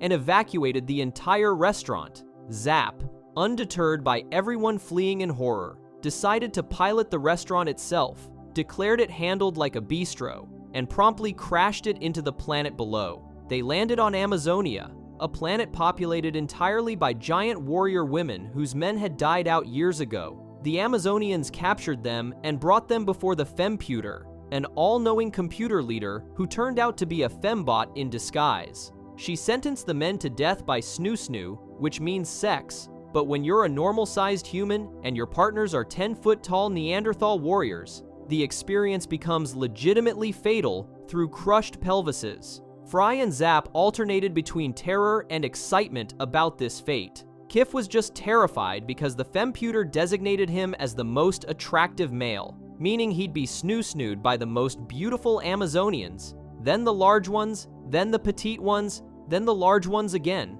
Before being dragged off to certain death, Kif finally confessed everything to Amy. The terrible pickup lines were all Zap's idea. The hang-up calls were him being too nervous to speak, and he loved her. Amy was touched by his honesty and sincerity. When she rescued him by disguising herself as an Amazonian using stilts and a bone through her hair, he called her "my hero," and they kissed. It was the grand romantic gesture he'd been building toward for a year, and it only required nearly dying through aggressive sex to finally express his feelings. Their relationship became serious enough that Amy eventually became his smizmar, which in amphibiosan biology means the person whose presence triggers his species' breeding cycle. But here's where things get weird. Amphibiosan reproduction involves empathic touch. When Kif's skin becomes receptive during mating season, any touch from someone he loves causes his body to absorb their genetic material. The person who touches him becomes pregnant.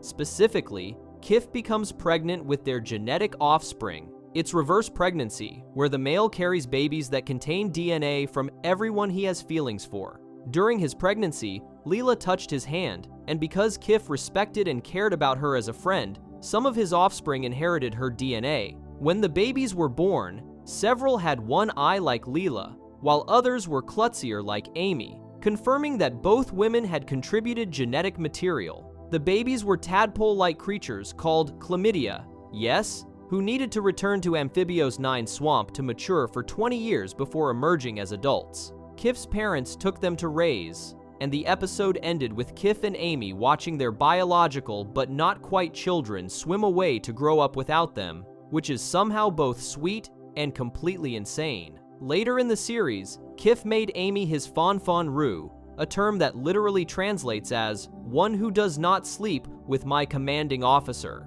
This designation came after they'd been dating seriously for years, representing a deeper commitment level in Amphibiosan culture. The term proved sadly ironic when Kif died during a mission against a dimensional anomaly. Zap's repeated mashing of the launch button caused Kif to get stuck to a malfunctioning missile that fired him into the anomaly, killing him. When the universe entity Yivo resurrected him, Kif discovered that Amy had slept with Zap while grieving. Zap boasted about it mockingly, and Kif finally snapped. Rather than sighing in defeat as usual, he punched Zap hard in the stomach, the first time he'd ever physically retaliated against his abuser. He told Amy that she'd violated the one explicit promise embedded in their relationship's name and left her. They eventually reconciled after Amy apologized and proved the betrayal was grief-driven rather than genuine attraction to Zap. Their relationship hit another rough patch when Kif accused Amy of only liking bad boys and dumped her, leading to her briefly dating Bender to prove him wrong. When Amy became addicted to performance-enhancing alien nectar and physically abused Kif while kissing Fry, he sadly accepted her mistreatment until she apologized after quitting the substance. The pattern established itself.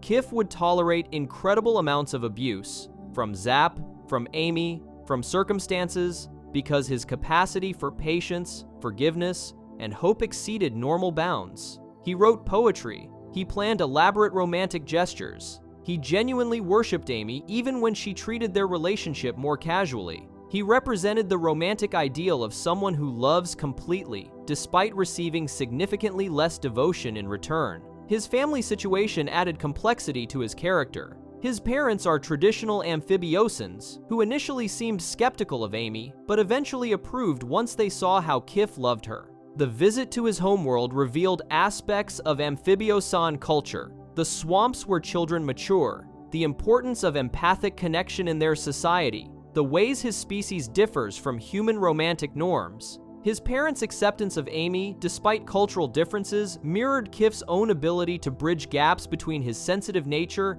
and the violent military world he inhabits. The fundamental tragedy of Lieutenant Kif Croker is that he's everything a good officer should be: competent, intelligent, cultured, moral, capable of both following orders and exercising independent judgment, by D. Wasted on babysitting an incompetent man-child with military authority. He could command his own ship. He could make tactical decisions that don't involve sending wave after wave of men to their deaths. He could contribute to dupe operations in meaningful ways. Instead, he spends his days sighing, taking blame for disasters he tried to prevent, and watching helplessly as Zap commits war crimes while calling them brilliant strategies. He stays because duty matters to him, because he believes in military service even when his commander makes a mockery of it, because walking away would mean abandoning principles that define who he is. He represents every competent person stuck working for an incompetent boss they can't escape. The assistant who does all the work while the executive takes credit, the second in command who watches in horror as terrible decisions get made despite their objections, the loyal employee whose competence is punished rather than rewarded because it makes leadership feel threatened. His sighs contain volumes, resignation, frustration, moral exhaustion, and occasionally a flicker of hope that maybe this time things will be different. They never are. Zap never learns. Kif keeps sighing. The universe keeps turning. And somewhere on Amphibios 9, 20 years from now, a bunch of tadpoles will emerge from the swamp carrying genetic material from a cyclops, a ditzy heiress, and possibly a lobster doctor, because that's just how reproduction works when you're an amphibiosan in love. Moving on to the next character, and trust me, you're not ready for this one. Scruffy Scruffington, born October 31st, 2945, is the janitor at Planet Express and the single greatest mystery the company has ever employed. He's been working there since at least 2995 when he became Employee of the Year, yet somehow nobody remembers meeting him, seeing him, or learning his name despite him being physically present in the building at all times. The running joke of his existence is that he phases in and out of everyone's awareness like a ghost, except he's not dead. Well, he is dead. He's been brought back as a zombie at least once, but that's beside the point. The point is that Scruffy exists in a quantum state of employment where he simultaneously has always worked there and has never been seen before. And this paradox bothers absolutely no one, except occasionally Scruffy himself, who accepts it with the same philosophical resignation he applies to every other aspect of existence. He speaks exclusively in the third person, referring to himself as Scruffy in every sentence, as if narrating his own life from a comfortable emotional distance. Scruffy's gonna die the way he lived, he announces calmly while reading Zero G Jugs magazine as the Planet Express building explodes around him. His catchphrase is, "Yup," delivered with the same flat affect, whether he's confirming the apocalypse or agreeing that someone wants a sandwich. He's perpetually dressed in gray overalls, a gray cap with a small tuft of pink hair underneath, though sometimes he's shown completely bald, and sports a magnificent gray mustache that defines his entire facial aesthetic. When aliens once removed his mustache as a prank, he looked so horrifically wrong that he vaporized his own head with a ray gun, then was later seen sweeping streets with no head, apparently unbothered by decapitation. His primary activities involve three things: maintaining the boiler and toilets at Planet Express, reading pornographic magazines, and believing in the company with touching sincerity. He owns 40,000 shares of Planet Express stock, more than any other employee, including Farnsworth himself, because Scruffy believes in this company. When asked how he accumulated 4 times as much stock as everyone else, he sniffs emotionally and reiterates his belief, suggesting that while everyone else sees Planet Express as a job, Scruffy sees it as a calling. He votes his shares at stockholder meetings with practical wisdom, usually supporting whoever promises the most sensible path forward, and his vote often carries more weight than the actual founders because he bothered to invest in what he loves. His workspace is the basement, specifically the boiler room, where he can be found reading National Pornographic or its competitor magazine, Extra Long Honkers, while monitoring equipment that keeps the building functional. He's remarkably well-read for someone who exclusively reads pornography. He claims to read them for the articles, which might actually be true given his philosophical observations about life, death, and the nature of existence. The candle that burns twice as bright burns half as long,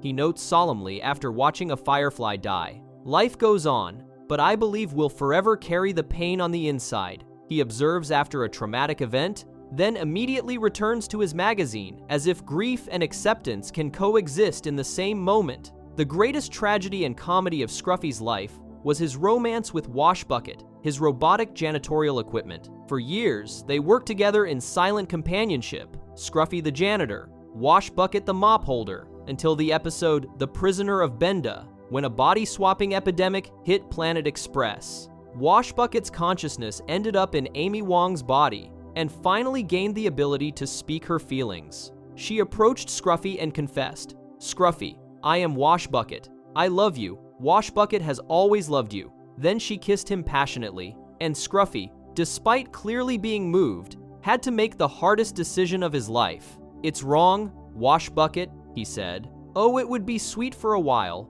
but in the back of our minds, we'd know that I'm a man, and your janitorial equipment." Washbucket, desperate and in love, suggested they could run away together. In another city, we could be anyone we want. But Scruffy understood the fundamental impossibility of their situation. Go now, before I beg you to stay." She left and he lay down on his bed, apparently sobbing for exactly 1 second before his face returned to its usual stoic expression, and he said simply, "Yep."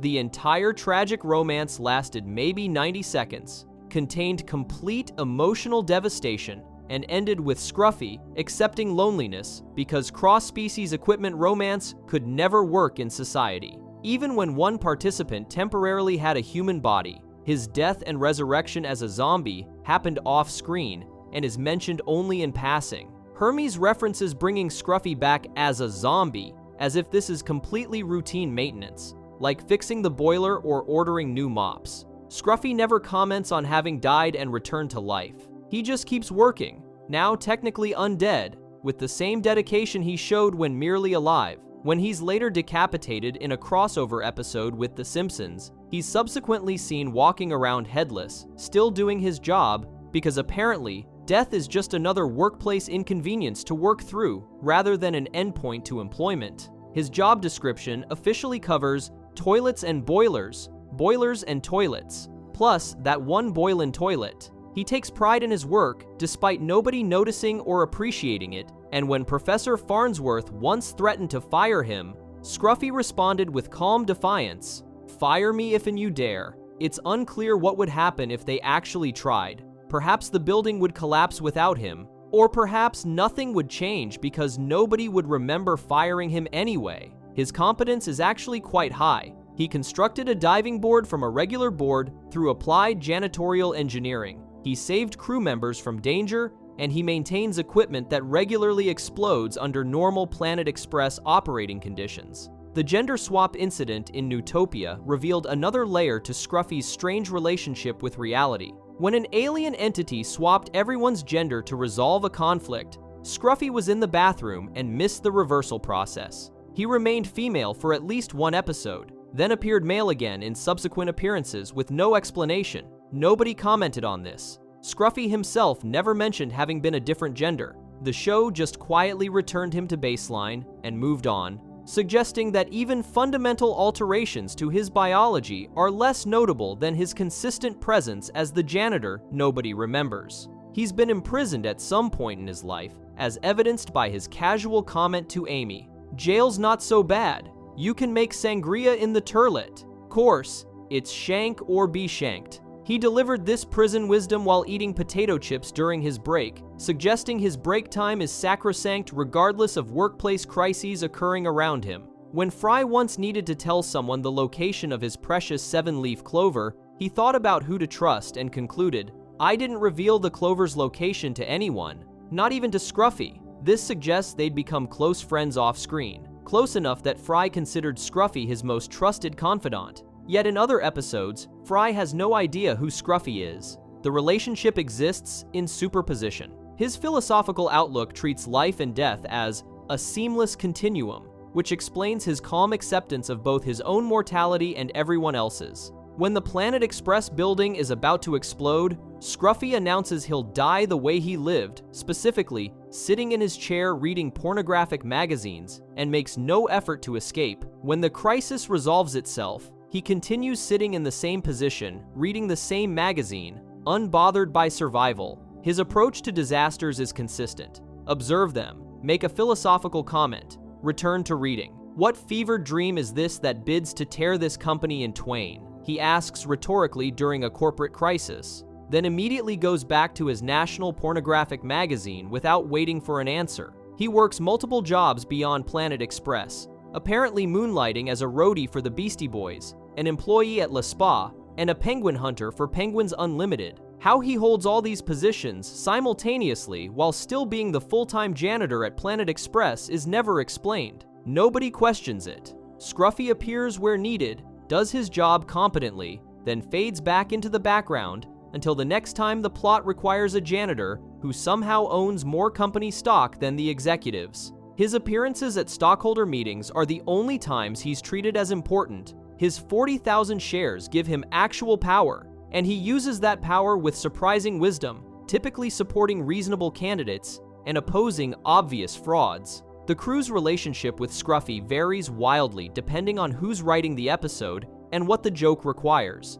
Sometimes nobody knows who he is. Sometimes they're fiercely loyal to him. When Professor Farnsworth suggested firing Scruffy, Amy shouted that she'd rather die than see him terminated, revealing fanatical devotion to a man she supposedly doesn't remember meeting. Sometimes Fry has 2 phone numbers for Scruffy in his contacts, Celebend, Home, and Cell, suggesting close friendship. Sometimes Leela has to ask his name again minutes after being told. The inconsistency is the consistency. Scruffy exists in everyone's peripheral awareness, noticed only when plot requires his presence, forgotten immediately after serving his narrative function. His apprentice appears in exactly 1 episode and is never mentioned again. His brief stint as a notary is referenced once. His career in theoretical janitorial science remains unexplored despite being his actual academic training. The show treats these revelations as throwaways, suggesting Scruffy contains infinite depths that nobody bothers to explore because he's just the janitor. When computers at Planet Express show dirt on their screens, Scruffy apologizes. "Sorry, I was eating a can of breakfast and looking at porn." His honesty about his activities is refreshing in an organization where everyone else hides their incompetence behind excuses. Kif Kroker's children were later revealed to share some of Scruffy's DNA, meaning that during Kif's empathic pregnancy, Scruffy touched him, and Kif absorbed genetic material from everyone present. Several tadpoles inherited Scruffy's stoic nature and mustache, presumably, though the show never followed up on what it means for amphibiosan offspring to carry janitor DNA. It suggests Scruffy was present during intimate Planet Express moments, noticed by Kif's biology, if not his conscious awareness, part of the family in ways nobody acknowledged until genetic testing proved his contribution to the next generation. The ultimate question about Scruffy Scruffington is whether he's human at all. He died and returned as a zombie. He survived decapitation. He exists in quantum superposition, where he simultaneously has always worked at Planet Express and has never been seen before. He owns more of the company than people who founded it. He maintains equipment nobody else understands. He reads pornography with the dedication other people apply to religious texts. He mourns the death of a robot mop bucket with genuine emotion, then replaces her with an identical model and moves on because that's what life requires. He is simultaneously the most and least important employee, the most and least memorable person in the building, and the most and least likely to be present during any given scene. Scruffy represents the invisible working class made literal, the essential employees who keep infrastructure running while executives take credit, the maintenance workers who prevent disasters nobody notices weren't happening, the janitors who clean up everyone else's messes while remaining unseen and unappreciated. He's also a commentary on background characters in television, those figures who populate scenes for visual interest, but aren't supposed to have inner lives or storylines, or 40,000 shares of company stock. When Futurama occasionally gives him focus, it's to reveal that the unnoticed janitor reading pornography in the basement is actually the most invested stakeholder in the company's success, the most emotionally complex person dealing with forbidden love and existential acceptance, and possibly the only immortal being who's chosen to spend eternity maintaining a boiler that regularly explodes. His legacy is that he has no legacy. He'll continue working at Planet Express forever, dying and returning as needed, maintaining toilets and boilers, and that one boiling toilet, reading zero-G jugs during breaks, believing in a company that barely believes in itself, voting his shares with quiet wisdom, and fading in and out of everyone's awareness like a helpful ghost. When asked about his life and experiences, and the mysteries surrounding his existence, Scruffy responds with his usual economy. Yup. Then he turns the page of his magazine and returns to work, because that's what Scruffy does. Scruffy always does his job, even when nobody remembers who he is, or why he's there, or whether he's currently alive or dead. The boilers need maintaining, the toilets need fixing, and Scruffy's gonna die the way he lived, doing exactly that, unbothered by the existential comedy of his forgotten existence. If you enjoyed our video today, forget to subscribe to our channel, and I'll see you in the next one.